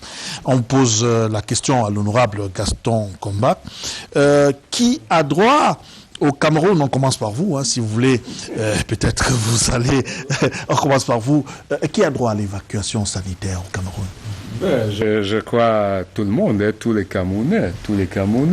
Est-ce que dans les faits, c'est... Mais peut-être, permettez juste de faire une petite chute sur le dernier thème pour dire que, pour moi, pour atteindre l'émergence à 2035, il faut prioriser, il faut donner la priorité à l'intérêt général et à l'intérêt national. On vous a compris. Maintenant, qui a droit? Tout le Camerounais, je pense qu'il y a toute une procédure pour les évacuations sanitaires, c'est-à-dire votre médecin traitant local fait une fiche maladie qui montre soit la gravité, soit l'impossibilité pour vous d'avoir sur place les soins adéquats. Ce dossier est transmis au Conseil de la Santé, au Conseil national de la Santé, qui est un organisme qui siège pour examiner l'ensemble des cas, et après son avis favorable, dont l'ensemble du dossier est transmis au ministre des Finances pour la prise en charge financière et le transfert des fonds en fonction donc de la quotité qui ressort de l'évaluation des coûts des frais de maladie fait par l'organe hospitalier qui va accueillir le malade. Sur le principe, tous les Camerounais ont droit à l'évacuation sanitaire. Et je peux même vous dire que pas seulement ceux qui travaillent, même ceux qui ne travaillent pas. Alors, Michel, quand on essaye de voir comment se passent les choses ci et là, on regarde par exemple, est-ce qu'on a forcément besoin d'une évacuation sanitaire quand on sait que dans un pays où tout est organisé, on peut avoir les infrastructures sur place? Oui, en fait, je n'ai pas tous les éléments de ce dossier. Je n'ai pas en particulier l'élément le plus important du dossier INCAD. Personne de nous ne l'a. Et il y a beaucoup de commentaires de gens qui ne savent pas. Peut-être que je l'ai. Il y a beaucoup de gens qui en parlent et qui ne savent pas de quoi il s'agit. En fait, sur le plan médical en particulier. Mais moi cette histoire m'amène à quelques réflexions. La première, c'est de savoir si, effectivement, au Cameroun, pour une hernie discale, je ne sais pas la gravité justement, on ne peut pas, dans toutes les infrastructures hospitalières qu'il y a dans ce pays, la soigner correctement. Ça m'étonne quand même qu'on en soit à se poser cette question d'évacuation sanitaire si ce n'est qu'une hernie discale, à moins qu'elle soit vraiment très grave. Non, ne tournons pas autour du pot. On parle du cas de l'ex-ministre. Ah bon? Oui. Ah ben je savais pas. Moi, en tout cas, je ne suis pas dans la langue de bois. Je pense que c'est bien dans ce sens-là. Sauf si on n'a pas le droit d'en parler, mais moi j'en parle. Vous parlez de quel ministre exactement, pour être précis? Le ministre... L'ex-ministre. L'ex-ministre. Et il souffre d'une hernie, c'est ça? Mais ça, c'est qu'on dit dans la presse. Ah bon? Ok, d'accord. C'est ça qui est écrit partout dans la presse. C'est bien ça. Et c'est cette question... Non, moi, vous me posez une question, moi je... Non, jusqu'au bout. Permettez-moi de répondre jusqu'au bout. Tout à fait, on vous écoute. Peut-on, oui ou non, soigner ce type de maladie au Cameroun dans notre santé? Si ce n'est Vous pas... répondez par l'affirmatif. Bon. Est-ce que le cas est tellement grave que ça nécessite une évacuation sanitaire? Dans le cas particulier de cette histoire-là, c'est que c'est un ancien ministre qui est poursuivi en justice, qui doit répondre devant la justice, et qu'ici, donc, qu'il est évacué, ce serait une fuite. Et en réalité, c'est ça le problème. On aurait préparé une la fuite. question, non, permettez-moi de chuter. Pour moi, la question est la suivante. Si, politiquement, il est autorisé à partir pour une évacuation infirmière, est-ce qu'on prendra les garanties pour que, néanmoins, il réponde par la suite devant la justice, ou sinon, on le laisse, ça veut dire que on l'autorise à fuir ses responsabilités devant la justice. Alors, Cabral Libye, puisque on a cité le nom de l'ancien ministre de l'Agriculture, Simi Meigné, qu'est-ce qui cloche selon vous dans l'évacuation de Simi Meigné? J'en sais rien. Mais pourquoi ça fait tant de bruit? J'en sais rien. Tantôt c'est l'AVC, tantôt c'est la hernie, tantôt c'est un accident. Vraiment, qu'est-ce qui fait problème? Écoutez, le jour où M. Simon veut que je sache de quoi il est question, il cherche à me rencontrer et il me dira. Moi, je n'irai pas chercher, je passe pas ma vie à fouiller dans la vie ou pour savoir quel état de santé d'une personne qui n'est plus ministre. C'est un concitoyen, je prie l'Éternel pour que tout le monde soit en santé. Maintenant, s'il a un souci de santé, que la médecine s'en occupe. Moi, je pense que il y a inflation autour de lui parce qu'on dit qu'il veut prétexter une évacuation pour fuir la justice. Bon, moi, je ne sais pas s'il est poursuivi, j'en sais rien.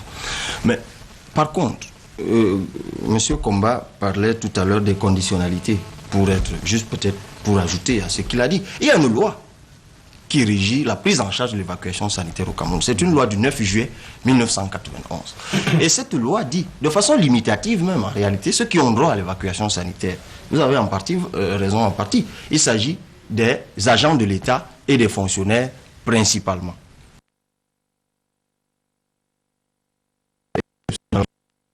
des personnes indigentes ou alors des personnes privées qui sont tombées malades du fait d'un agent de l'État. Et les conditions sont clairement précisées. Il faut effectivement... Alors, il y a une condition qui est donnée à l'article 2, c'est très important. Pour qu'il y ait évacuation sanitaire, il faut qu'il y ait déficit d'équipement ou alors absence de spécialistes pour qu'il y ait évacuation sanitaire. Donc, pour poser la question de M. Simonier, il faut qu'on soit d'accord que l'équipement, le plateau technique médical camerounais ne peut pas prendre en charge sa maladie, ou alors qu'il n'y a pas de spécialistes au Cameroun susceptibles de le soigner. Je serais quand même étonné d'apprendre qu'il n'y ait pas de spécialistes au Cameroun pour des questions d'hernie discale, puisque c'est ce que vous avez lu dans la presse. Ça m'étonnerait. Mais je n'en sais rien. Vous savez, les affaires de santé, ça relève du secret. Moi, par contre, ce qui me laisse, mais c'est un peu cynique, un peu amusé, c'est que ce soit aujourd'hui des ministres des Finances qui fuient leurs propres hôpitaux. Et ça, des ex-ministres des Finances qui fuient leurs propres hôpitaux. Ça, c'est très intéressant, M. Bouba. Oui, parce que quand Mme Founi est morte le 17 janvier 2015, on disait qu'elle est morte en attente d'évacuation. Quand Mambou Defo est mort, on disait qu'il est mort en attente d'évacuation. Les gens meurent d'AVC parce que les hôpitaux n'ont pas de défibrillateur. Alors qu'il est établi que 10 minutes après un AVC, si on ne vous prend pas en charge, vous perdez 90% des chances de survie. Savez-vous combien de Camerounais meurent comme ça? Parce que là, vous me parlez de gros bonnets. Avez-vous déjà entendu parler de l'évacuation d'un enseignant de lycée un jour? Parce qu'encore que l'évacuation, ce n'est pas seulement pour aller en Europe. On parle aussi d'évacuation sanitaire à l'intérieur du pays, si vous lisez la loi. Pourquoi on ne parle d'évacuation sanitaire que pour les amis du président, pour des personnalités haut placées? Des gens souffrent exactement des mêmes maladies tous les jours. Ils sont fonctionnaires et agents de l'État. Parce qu'en réalité, même le délégué régional de la santé peut autoriser une évacuation sanitaire lorsque c'est à l'intérieur du pays. Jamais vous n'en entendez parler. Donc moi je dis simplement que là c'est la situation. Ces gens fuient leurs propres hôpitaux parce qu'ils n'ont pas été capables de doter nos hôpitaux. Encore que, moi je vous le dis encore, les gens se soignent dans ces hôpitaux. Pourquoi? Peut-être même c'est là la question. Pourquoi ils n'ont pas confiance en leurs propres hôpitaux? Pourquoi c'est le grand gouvernant du Cameroun qui, une fois parti à retraite et parfois même encore au pouvoir, dès qu'il tombe malade, quelqu'un a un mal de tête, il part en Afrique du Sud? Je vais vous dire pourquoi. Parce qu'ils sont bien conscients qu'aujourd'hui, nos hôpitaux ont de sérieux problèmes. Vous connaissez le ratio, encore aujourd'hui, j'aime toujours le rappeler. Le ratio personnel de santé population au Cameroun est de 0,63%, alors que la norme c'est 2,5%. On en est encore au Cameroun à un médecin pour 15 000 personnes. Voilà où on en est. Donc les solutions, il y a déjà un plateau qui existe. Moi, mon père a fait un AVC, il a été soigné à l'hôpital général et il est aujourd'hui au village, il est bien portant. Donc je ne comprends pas pourquoi d'autres se font évacuer alors qu'ils ont souffert de la même maladie que mon père. Je ne sais pas pourquoi, alors que mon père aussi est fonctionnaire, où il était, puisque d'ailleurs le régime de la loi est très profitable d'ailleurs aux retraités, il aurait dû être lui aussi évacué. Donc on arrête d'embrouiller les gens, que les gens arrêtent de fuir leurs propres hôpitaux. Soit alors ils fuient vraiment la justice, ça c'est leur problème, mais qu'ils apprennent à se faire soigner ici. J'ai pu entendre que le Premier ministre a inauguré un hôpital de référence à Saint-Mélima, mais qu'on l'évacue là-bas. J'ai même pu entendre qu'il y a un centre national des urgences. J'ai pas seulement entendu, j'ai un frère à moi qui a fait un accident l'autre jour, il est hospitalisé en ce moment. Mais qu'ils y aillent, pourquoi ils fuient dans les hôpitaux? Messieurs les ministres, allez dans nos hôpitaux. Et si vous avez peur de ces hôpitaux, dotez ces hôpitaux de ce que vous allez trouver en Afrique du Sud, au Maroc et partout dans le monde. Alors, Soulé, concrètement, pour nous fixer, parce qu'on est en train de spéculer, pourquoi le cas Essimi Meigné fait problème exactement aujourd'hui? Vous voyez bien que ceux qui m'ont précédé à la prise de la parole ont vraiment un problème que nous avons tous. Lequel? La question de la communication. Qui doit communiquer sur quoi? Parce que, vous savez, quand je pense à l'affaire Essimi Meigné, je me rappelle d'un livre que j'ai lu, on avait sûrement calomnié Joseph K.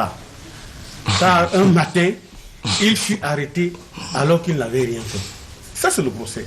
L'affaire Essimi Meigné, puisqu'il s'en est une, nous plonge dans l'univers kafkaïen. Qu'est-ce qui fait problème? Parce que, je vais prendre 3 exemples. Pendant que Essimi Meigné est bloqué, Essimi Meigné est bloqué depuis 1 mois, Amadou Ali est évacué. Et le 3e exemple me rappelle que Botangon est mort à la prison, n'a pas pu être bénéficier de cela. Jérôme Mendouga, Dieudonné Angoula, et bien d'autres, c'est des morts qui parlent. Parce que justement, il faut convoquer à ce débat, n'est-ce pas, deux choses, ou trois. Est-ce que le problème ici est un problème politique? Est-ce que c'est un problème juridico-judiciaire? Ou alors, est-ce que c'est un problème de droit de l'homme, c'est-à-dire de privation des libertés? Ça, à chaque niveau, on doit situer cela. À qui profite le crime? Parce que vous avez remarqué qu'il y en a qui parlent de hernie, certains parlent d'AVC.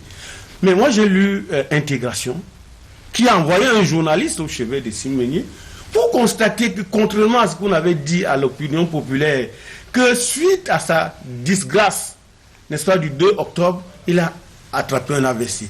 Pourtant, M. Simonier est interné le 26 septembre, donc une semaine avant le réaménagement. Conséquence, ça ne peut pas être parce la nouvelle... Ça ne peut pas être cela, puisqu'on dit qu'il est tombé dans un champ d'agriculture lorsqu'il exerçait ses fonctions de ministre. Il était dans un champ, il est tombé. Donc ce n'est pas l'AVC. Maintenant, on entend à gauche, à droite, et si Meunier a-t-il droit à l'évacuation sanitaire? Si oui, évacuez-le. C'est pour cela que j'en appelle à la conscience du président de l'État, de la République. Il y a trop de morts, n'est-ce pas, qui parlent au système. Vous avez vu, ici, il faut convoquer l'expertise. Il souffre de quoi, Soulé? S'il vous plaît, je ne suis pas habilité, je suis journaliste. Est-ce que c'est absolument nécessaire que ce soit évacué? Monsieur Cabral. Non, je renchérissais. Cabral, Libye, j'ai essayé, n'est-ce pas, de lire, d'enquêter là-dessus. Les techniciens qui sont au chevet de M. Essimi Meunier ont demandé son évacuation sanitaire. Ils ont dit, c'est vrai, les spécialistes, mais il n'y a pas un plateau technique pour, n'est-ce pas, connaître de l'opération dont il a besoin. Okay. Ça, ce sont les résultats de l'expertise. Oui, ça, c'est l'expertise. Dans ce cas, il a le droit. Et par rapport à cette expertise, ceux qui ont estimé que l'adulte qu'il est allé se coucher pendant 1 mois à l'hôpital pour prétexter la maladie, ont commis une contre-expertise. La contre-expertise a analysé le problème, a confirmé l'analyse de l'expertise médicale. Sauf que le ministre Mamafouda fait dans le bon pilatisme. Il dit oui, il reconnaît que Essimi Meunier est gravement malade et qu'il faut l'évacuer. Sauf qu'il propose qu'on l'évacue probablement à l'hôpital de référence. Hôpital de première catégorie au Cameroun. Cabral, c'est le net plus ultra. Ce qui se passe, c'est que Mamafouda rame à contre-courant du centre national du centre médical, qui doit normalement prendre ce genre de décision. Est-ce qu'il appartient à M. Mamafouda, ministre, qui ne connaît rien, n'est-ce pas, d'un certain nombre de choses par rapport à la médecine? Là, c'est la pratique de contre-expertiser ou alors de choisir le lieu d'évacuation d'un Camerounais qui a été son ancien collègue dans le gouvernement. Alors je voudrais dire... Moi, je voudrais répondre à sa question. Il va citer sur la question. Je voudrais dire simplement que la question de l'évacuation sanitaire de M. Essimi Meunier interpelle le président de la République. Parce qu'en ce moment-ci, où ça va dans tous les sens, il faut qu'il en appelle, n'est-ce pas, à voir toutes les expertises médicales qui ont été, les contre-expertises, et solliciter même, n'est-ce pas, recevoir en audience les médecins qui ont reçu Essimi Meunier le 26 septembre 2015, pour en savoir davantage. Honorable entendre le développement. J'allais oublier. Ok, d'accord, allez-y, Cabral. Allez-y, honorable. Monsieur Soulé pose une question qui est fondamentale. Je voulais juste apporter modestement des réponses à ça. À la lumière de la loi du 9 janvier 1991, 9 juillet 91, la loi qui régit l'évacuation sanitaire. Quand une évacuation sanitaire doit se faire d'un hôpital public de première intervention à un autre hôpital public national, c'est du ressort du délégué régional de la santé. Lorsqu'une évacuation sanitaire doit se faire d'un hôpital public de première intervention vers un hôpital privé ou alors un hôpital qui a une autonomie financière, c'est désormais du ressort de 2 ministres qui doivent conjointement autoriser, le ministre de la Santé et le ministre des Finances, après avis du Conseil national de la Santé. Il y va de même lorsque l'évacuation doit se faire pour l'étranger. Donc c'était juste pour répondre quand vous disiez tout à l'heure, est-il dans son droit pour répondre à ça? Effectivement, s'il a été saisi, c'est normal. Ils sont même 2. puisqu'on dit qu'il doit aller à l'étranger, ils sont même 2. Maintenant, il faut aussi savoir qu'on ne parle pas seulement d'évacuation sanitaire, et vous l'avez compris, ça dérive de ce que je viens de dire, quand il faut aller à l'étranger. C'est-à-dire que si quelqu'un peut partir de l'hôpital de la CNPS pour un hôpital de référence nouvellement mis sur pied, il est classé à la première catégorie des hôpitaux parce qu'il y en a 5 au Cameroun. Les généraux, les centraux, les régionaux, des districts, d'arrondissement et même les centres de santé intégrés. Donc s'il faut partir de la CNPS qui est un peu vieillissant pour un hôpital de référence, c'est effectivement le ministre de la Santé conjointement avec celui des Finances qui doivent autoriser. Alors, donc je ne sais pas pourquoi on fuit l'hôpital qui est chez le président de la République, qui est net plus ultra. Moi j'ai vu ça à la télé. Il y a tout. Alors excuse-moi, dans la caricature, je dis bien que le ministre donne le visa sur la base d'un ensemble d'éléments, n'est-ce pas, que confère l'expertise médicale. Les spécialistes disent que, parce que même si on l'amène à l'hôpital de référence, ce n'est pas le matériel, le nègre le plus ultra qui va connaître de cela. Ce sont les spécialistes qu'on va déplacer peut-être de Batoufam, de Bayangam, pour venir, n'est-ce pas, connaître de sa situation. Mais si les spécialistes affirment que, quel que soit, ici au Cameroun, il y a pas un plateau technique, donc en ce moment-là, je pense qu'il faut convoquer, peut-être que tout ce que vous avez dit là, le processus a suivi son cours, et que maintenant, il y a une autre chose qui ne fonctionne pas bien, et c'est pour ça que... N'oubliez pas quel procédé. Moi, je suis quand même surpris qu'à peine on inaugure un hôpital de référence, ils se montrent incapables de prendre le cas comme ça. Ça veut dire qu'on nous a bluffé, c'est pas un hôpital de référence. Monsieur Lobé, avec votre permission, monsieur c'est du bluff. D'après la lettre qui a été publiée, n'est-ce pas, par mutation, n'est-ce pas, devait être entendu, parce que la lettre est signée, envoyée par le garde des Sceaux au secrétaire général, n'est-ce pas, au secrétaire général de la présidence de la République le 7 octobre. Elle demandait que Essime Meunier soit entendu comme témoin. C'est pour ça qu'il a été, je crois que c'est pour ça qu'il a été entendu. Maintenant, si on est passé de témoin à coupable, il faut qu'on le dise. Dans le cas d'espèce, il n'y a pas une instruction judiciaire qui est ouverte contre monsieur. Ok, on vous a compris. Moi, je voulais relancer l'honorable. Je voulais relancer pour qu'on sorte de ce débat. L'honorable, s'il vous plaît, avançons. Même les gens qui sont poursuivis, on doit aussi. Prisonniers, on doit aussi. C'est ça.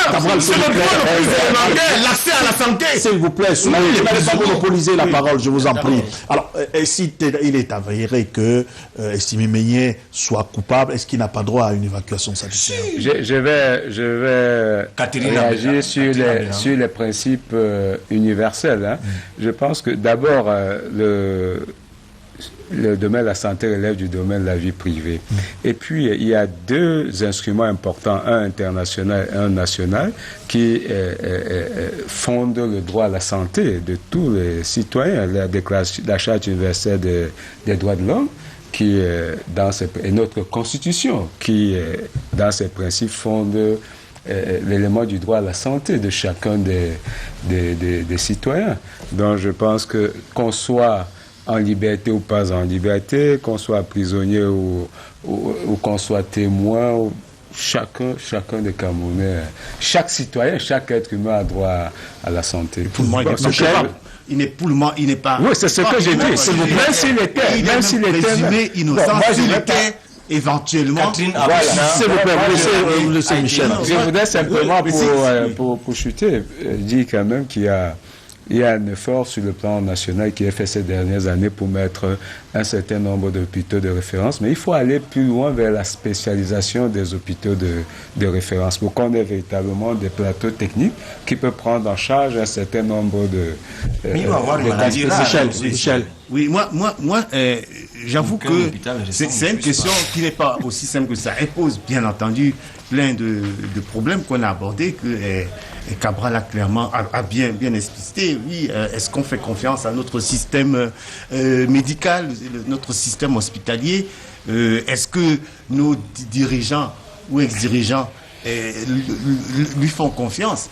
Mais aussi, et c'est ça peut-être la délicatesse de la situation qui fait que la décision n'est pas aussi simple, quelle que soit celle qu'on prendra. En 2015, la santé c'était 5% du budget. Oui, non, ce que je veux dire, est-ce que ça renseigne effectivement la la pression de l'appareil judiciaire qui, par ailleurs, il ne faut pas évacuer cette affaire-là, est mise en branle. Est-ce que c'est elle qui fait en sorte qu'on ne prend pas de décision? Moi, je pense que M. Soulé a bien dit que c'est au président de prendre cette décision, puisque quand même la décision est remontée à son niveau. Et j'espère qu'elle va pas traîner. Alors, Soulé, on termine par là. À vous entendre développer, y a-t-il un soupçon de cabale contre le ministre Essimi Meigné? Mais vous savez que M. Essimi Meigné, quand on a été ministre des Finances, comme M. Essimi Meigné, et qu'on a géré, n'est-ce pas, et démantelé plusieurs choses, il y a forcément que certaines personnes, quelque part, veulent absolument en découdre avec lui, parce qu'il y en a qui vous parleront du dossier Amitibank, parfois même avec trop de méconnaissance sur le sujet. On vous parlera des sociétés de tabac, on vous parlera même au ministère de l'Agriculture des GIC. Est-ce que vous savez que, selon nos enquêtes, il y a eu environ 15 000 GIC, et chaque membre du gouvernement, DG, ou alors les hommes du pouvoir, avaient chacun 33-40 GIC, à raison de 2 millions par an, ça faisait environ 100 millions pour certains. Donc tout cela fait que pour avoir démantelé cela, on peut penser qu'il y a justement une cabale. Vous connaissez la bataille entre M. Essimi et Laurent Esso au sujet du cabinet Atou. Vous connaissez cela. Donc il y a un ensemble, vous connaissez l'opération Boma, vous connaissez comment est-ce qu'il a sorti, n'est-ce pas, le dossier Campost, où certains directeurs, certains présidents de groupes de médias ont été peut-être cités. Donc il y a tellement de choses que quand on a été ministre des Finances, mais je pense quand même, M. Bouba, si M. Bia en a convenance et conscience, qu'il prenne ses responsabilités. Merci. Il est allé chercher un fonctionnaire à l'international, il en a fait ministre délégué, et puis ministre des Finances, et puis ministre de l'Agriculture. Merci, c'est compris.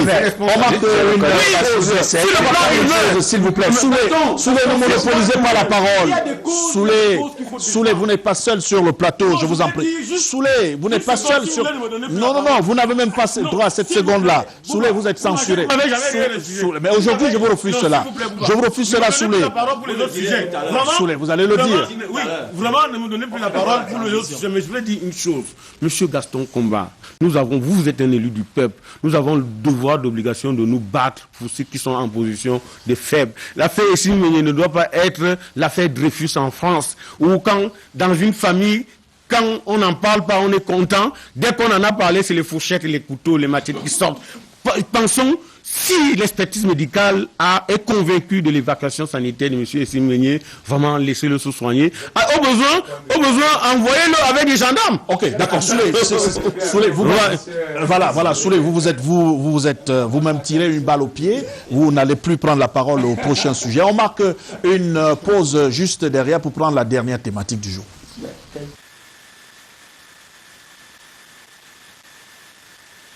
Alors, on parle du classement fait par Forbes Africa Magazine, Forbes Afrique, voilà, magazine, qui parle de 24 Africains francophones les plus riches, parmi lesquels 9 Camerounais. Quels ont été les critères? Alors, les critères ont été les suivants. Premièrement, critères, j'allais dire, régionaux, c'est-à-dire on a choisi de faire un focus sur l'Afrique francophone, mais disons aussi, nous avons exclu le Maghreb parce que le Maghreb est déjà, les fortunes du Maghreb sont déjà classées dans d'autres classements de la galaxie Forbes. J'ai dit la galaxie Forbes parce que Forbes il y a le Forbes, l'édition américaine que tout le monde connaît, mais il y a des éditions en arabe, des éditions dans d'autres zones. Et Forbes Afrique, dont la diffusion et la spécialité est sur l'Afrique francophone, nous avons ciblé donc premièrement l'Afrique francophone. Deuxièmement, nous avons fait une limitation sur le seuil. Le seuil qu'on a fixé à 100 milliards de francs CFA, 200 millions de dollars. Et par ailleurs, nous avons exclu les politiques. Nous avons exclu par principe les politiques parce que Forbes ne classe pas les hommes politiques, les chefs d'État, les ministres, etc. Voilà un peu les critères. Maintenant, ce qui est important de souligner, c'est la méthodologie. C'est-à-dire que nous avons, étant donné que nous sommes, l'Afrique francophone est une zone où l'opacité est la règle. C'est-à-dire que les hommes d'affaires de notre zone réchignent à communiquer sur leur patrimoine, à donner des informations sur leurs produits. Très peu déclarent, à la différence de la zone anglophone. Donc nous avons, au-delà d'une enquête journalistique classique, nous nous sommes appuyés sur un comité d'experts qui est composé de banquiers, d'avocats d'affaires, de consultants, de notaires, enfin, des gens qui, après enquête, donc, sont des gens qui connaissent, qui ont l'information. Quand on regarde votre classement, on voit que les hommes politiques n'ont pas été pris en compte. Pourquoi ? Les hommes politiques n'ont pas été pris en compte parce que, comme je l'ai dit, déjà, l'une des premières raisons, c'est que Forbes ne classe pas les hommes politiques, les chefs d'État. Et nous, on a assumé que pour ce classement, on exclut les politiques parce que nous voulions mettre en avant ceux qui créent la richesse, qui créent des emplois, qui la redistribuent. Nous considérons que les hommes politiques, bon, ce n'est pas vrai pour tous, mais en tout cas en Afrique, et en particulier en Afrique francophone, ils s'enrichissent d'une manière qui n'est pas toujours très, très saine. Souvent, c'est au détriment des finances publiques. Et dernière raison, c'est quand même, déjà les fortunes des hommes d'affaires sont compliquées à tracer. Pour les hommes politiques, c'est encore plus compliqué. Honorable, quand on regarde un peu la filiation des 9 hommes d'affaires du Cameroun qui sont dans ce classement, Dampolo, Nana Bouba, Kadi et autres, pour ne citer que cela, on voit qu'ils se recrutent dans le domaine de l'immobilier et même dans le domaine des affaires.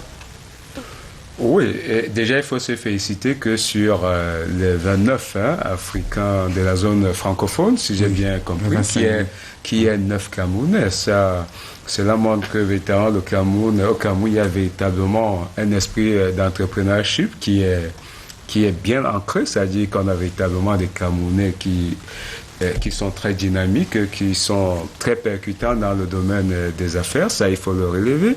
Et puis il faut redire une autre particularité, c'est que le Cameroun, quand vous parcourez un peu toute l'Afrique, vous vous rendez bien compte que le Cameroun est le seul pays où des étrangers n'ont qu'un monopole dans un secteur d'activité économique. Et ça, c'est une particularité qui est forte en ce qui concerne le Cameroun. Bon, maintenant, je salue particulièrement ceux qui sont dans le classement, qui sont des créateurs de richesses, qui sont des industriels, qui apportent la valeur ajoutée, qui sont des grands entrepreneurs agricoles.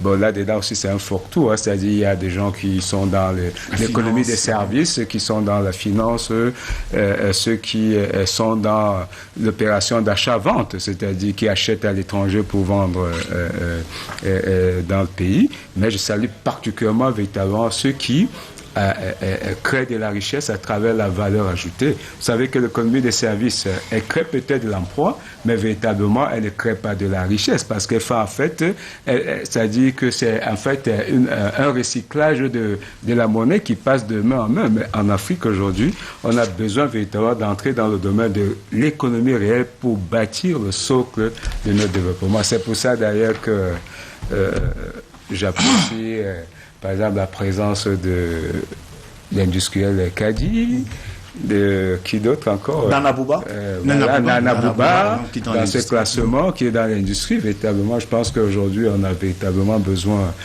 de personnes, mais seulement ce que je tiendrai à dire, c'est que vous savez, nos grands hommes d'affaires aussi doivent avoir pour vocation de tirer la jeunesse entreprenante pour pouvoir véritablement aussi, comme on dit, créer la ficelle générationnelle pour que ce ne soit pas seulement eux, que derrière eux, il y a une nouvelle génération de jeunes entrepreneurs dynamiques qui montent. Alors, Cabral Libi, quel crédit peut-on ou doit-on accorder à ce classement selon vous? C'est le crédit qu'on accorde à tout bon magazine international. C'est-à-dire qu'il a des contraintes qu'il n'avoue pas toujours. Quand M. Lobe vous dit qu'ils ont décidé d'exclure les hommes politiques, vous comprenez pourquoi. On ne peut pas faire un dossier élogieux sur les grands chantiers de Paul Biya et dans le même numéro mettre les hommes politiques richissimes du Cameroun. Donc, je veux dire, mais le travail qui est fait est intéressant, ça renseigne. Et c'est ça le plus important. Et moi, je me dis, j'ai quand même un petit choc. d'apprendre, parce que j'ai cherché ce magazine, et je te remercie publiquement de m'avoir offert celui-ci, parce que je l'ai cherché depuis 2 jours dans toute la ville. Il est fini dans toutes les grandes surfaces, pour peut-être renflouer encore. Et je me suis dit, mais comment mon pays peut avoir les 9 hommes d'affaires les plus riches de l'Afrique subsaharienne, alors qu'il n'a pas Francophone. Francophone. Oui. Alors qu'il n'a pas de tissu industriel. C'est ça qui est quand même étonnant. Le problème du Cameroun est là. Notre appareil productif est déficient. Notre système industriel, quand vous lisez le document du MINPAD que je vous ai donné tout à l'heure, les plus grandes entreprises camerounaises sont des entreprises étrangères. En tout cas, les capitaux sont étrangers. C'est pour ça qu'on est complètement extraverti. Mais pourquoi tous ces grands-ci ne boostent pas notre économie? Ça m'étonne quand même. En fait, ça me fait un choc. Mais bon, c'est des questions qui m'échappent souvent. Je n'arrive pas à bien comprendre. Du coup, je me dis quand même que peut-être que ça a partie liée avec les choses inavouées. Vous savez, beaucoup de fortunes dans notre pays ont été construites dans des moments de gabegie, de grande gabegie et de grande crise. Il y avait un flou artistique. Vous savez que beaucoup de gens se sont endettés dans notre pays à une époque et sont morts officiellement. Ils ne le sont pas forcément. Et quand vous voyez le caractère éclectique de leurs avoirs, vous avez M. Danpoulou. Lui seul, il fait dans les bœufs, il fait dans le thé, il fait dans l'immobilier en Afrique du Sud, il fait dans 10 choses. Vous prenez M. Fokam, il est éditeur, il est dans la télévision, il fait dans les papiers hygiéniques, il fait dans la banque. Dans la banque. Bon, ils sont dans tellement de choses. Et parfois, ils ne sont pas seuls actionnaires dans ces affaires-là. Que voulez-vous démontrer exactement? Non, je me pose juste des questions. Et parfois, vous trouvez que les actionnaires sont parfois des gens que vous connaissez bien, M. Bouba, et que pour certains, vous sont très proches. Et ça explique peut-être pourquoi tous ne sont pas listés. Donc, je dis simplement, c'est bien. Je dis simplement que... non, que nous sommes peut-être tous proches. Hein. Je dis simplement que c'est des affaires compliquées. Bon, moi, je suis heureux de voir que mon pays, au moins à l'étranger, on sait qu'il y a beaucoup de riches chez moi, ici, voilà. Ça peut faire que les gens aient envie de venir, sauf qu'ils seront quand même choqués quand ils arriveront à notre grand hangar, qui est notre aéroport international, et qui se diront, mais comment ce pays qui a 9 richissimes comme ça, ce hangar, parce que vous savez, s'imagine parfois à 22h, vous atterrissez là, les lumières sont presque éteintes. Donc c'est pour dire que tout ça renseigne sur le caractère timoré de l'activité économique. Je dis que ces gens, moi, s'ils nous écoutent, en fait, qu'ils investissent davantage pour booster notre économie. Je sais que beaucoup d'entre eux sont devenus riches grâce à l'argent du Cameroun, qu'ils essaient un peu de remettre un peu de ça dans le circuit pour que celui-même qui les protège, plus Paul Biya, puisqu'ils sont tous aussi militants du FDPC, hein, voilà, qu'il aide à sauver son bilan. Rassurez-vous, Souley, je vous donne la parole juste pour 30 secondes, hein, à la fin, pour être tout à fait précis. Alors, Michel, finalement, quand on regarde, on se rend compte, pour aller dans le même sens que Cabral Libye, il y a des richissimes hommes d'affaires dont les noms ne figurent pas dans ce classement. Vous avez eu peur des procès ou alors Non, en fait, il faut dire une chose. Moi, ce que je vais dire, et je vais même prendre un exemple qui concerne Forbes, notre maison mère. Ce n'est pas parce que une réalité, qu'une information n'est pas connue par le grand public ou par la presse qu'elle n'existe pas. Je dis ça pourquoi? Il y a forcément, et je l'ai dit dans le papier introductif, il y a forcément des gens qui sont riches, peut-être même plus riches que ceux qu'on a listés, que nous ne connaissons pas, ou dont nous ne connaissons pas, nous n'avons pas pu identifier les fortunes qui pourraient figurer là. Exemple, Photo Victor, pourquoi il n'est pas là? Non, Photo Victor, on a enquêté. Il n'est pas riche? Non, on a enquêté Photo Victor, mais il faut reconnaître que le groupe, en tout cas ceux qu'on a pu identifier, le groupe a perdu considérablement pour toutes les affaires que vous connaissez, aussi bien la banque représentait... Ah oui, son fils vient de rembourser beaucoup de milliards. Oui, mais la banque, CBC représentait, pesait plus de 500 milliards en actifs, peut-être même plus. Ce que je veux dire, c'est que, pour prendre l'exemple, Dangote dont tout le monde parle aujourd'hui, lorsque Dangote a été classé pour la première fois dans l'édition américaine, Forbes, dans l'édition mère que tout le monde connaît, il était déjà riche, au moins... et il est déjà qualifié 2 ou 3 ans, ou même 4 ans avant, et il était déjà plus riche que certains qui sont dans le classement, mais on ne le connaissait pas. Il a fallu que les journalistes enquêtent et découvrent ce monsieur. Et quand on l'a publié dans le classement, il a dit à Forbes, mais ce que vous avez estimé de ma fortune est sous-évalué. Venez sur place pour évaluer. Donc, moi, je dis par exemple, dans Poulot, tel que nous avons enquêté sur une partie. Sur le Nigeria, on n'a pas pu trouver quoi que ce soit, mais sa fortune peut être encore rajoutée et il pourrait figurer dans le classement des questions américaines. Enfin, Soulé, il nous reste moins d'une minute, je vous la concède. Merci d'être un bon démocrate, parce que je serais sorti de ce studio frustré. Avec jurant de ne plus jamais revenir. Mais vous jurez de revenir quand même. Oui, si on peut. Allez-y. Bon, de toutes les façons, c'était pour blaguer quand il disait que c'était ma dernière prise de parole. Tu savais bien que je ne pouvais pas honorer ça. Mais je voulais dire que quand je regarde cela, vraiment, Michel, peut-être faut-il vous expliquer, mais vous n'expliquez pas pourquoi il n'y a pas Pascal Moncan, par exemple, qui est quand même sur le plan de la construction des hôtels, un mammouth à ce niveau-là. Vous avez un chiffre de son patrimoine? Non, je dis, vous avez non, ne parlons pas des chiffres, parce que vos chiffres peuvent... On n'a plus beaucoup de temps. Je ne voulais pas rentrer dans la contestation, parce que vous voyez comment je suis bousculé. Mais je me pose une question. Le Michel Ewane que vous êtes, lorsque il y a quelques mois, certains journaux vous ont fait porter à Forbes un classement, vous êtes arrivé ici, vous avez tiré à boulet rouge, vous avez fait le tour des organes de presse pour dire que vous ne vous reconnaissez pas là. Et justement, vous venez avec un classement, sauf que celui-là esquive les fortunes des hommes politiques, y compris les présidents de la République qui avaient été cités. Quand quelqu'un a fait 33 ans au pouvoir, je suis sûr qu'il a de l'argent. Ou bien vous voyez M. Obiangema, il y en a. Mais pourquoi? Vraiment, je ne sais pas vous expliquer, mais je ne comprends pas pourquoi avoir évité et esquiver les hommes politiques. Parce que les hommes politiques nous intéressent. Dans ce cas, auquel cas, est-ce que c'est simplement un effet de pub que vous avez voulu balancer juste parce que vous avez dealé avec ceux-là qui acceptent quand même qu'on parle de leur fortune et les autres, comme disait Bouba, pas craindre. Non, c'est un deal entre guillemets, ce n'est pas pour. Ah, pas le deal. Non, ce n'est pas le deal là. Vraiment un deal. Un deal, c'est une expression amicale. Donc, Monsieur Bouba, vraiment, si vous ne voulez pas que je parle, vous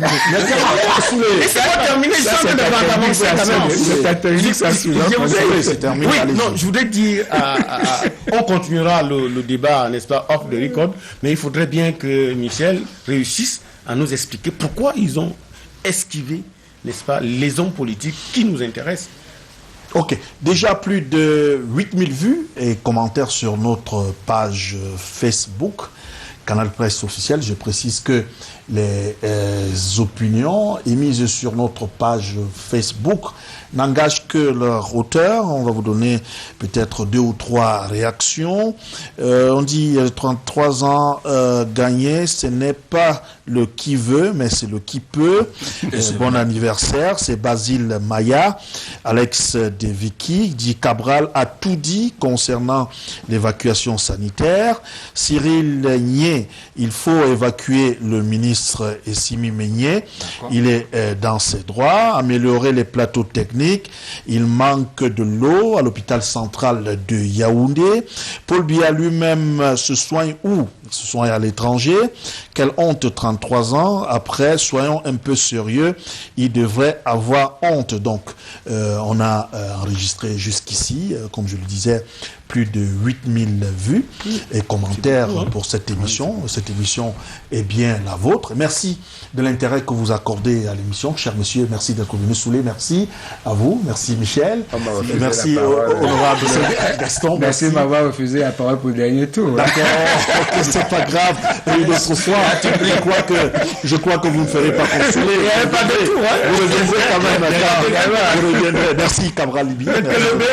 Vous qui me rendez célèbre, vous savez, 8000 vues, 8000 personnes qui m'ont vu. Mais peut-être l'homme peut nous dire à quoi est destiné ce classement. Non, c'est terminé l'émission. Vous avez dit en off, Soulé. Il va le faire en off. Alors, rendez-vous à ne pas manquer sur Canal 2 International ce soir à partir de 19h. 19h. Vous suivrez l'entretien avec Volk Finke, l'ex-désormais entraîneur des Lions indomptables qui s'est confié à Canal 2 International. Il donne sa part de vérité depuis la participation de la dernière Coupe du Monde et Coupe d'Afrique des Nations et son séjour à notre équipe nationale. Bien évidemment, n'oubliez pas le rendez-vous de 20h30, l'Arène avec Jean-Marc Bikoko. La rediffusion de ce programme de Canal Presse, ce sera lundi, quand il sera à 23h. D'ici à là, gardez le sourire, bien le bonjour.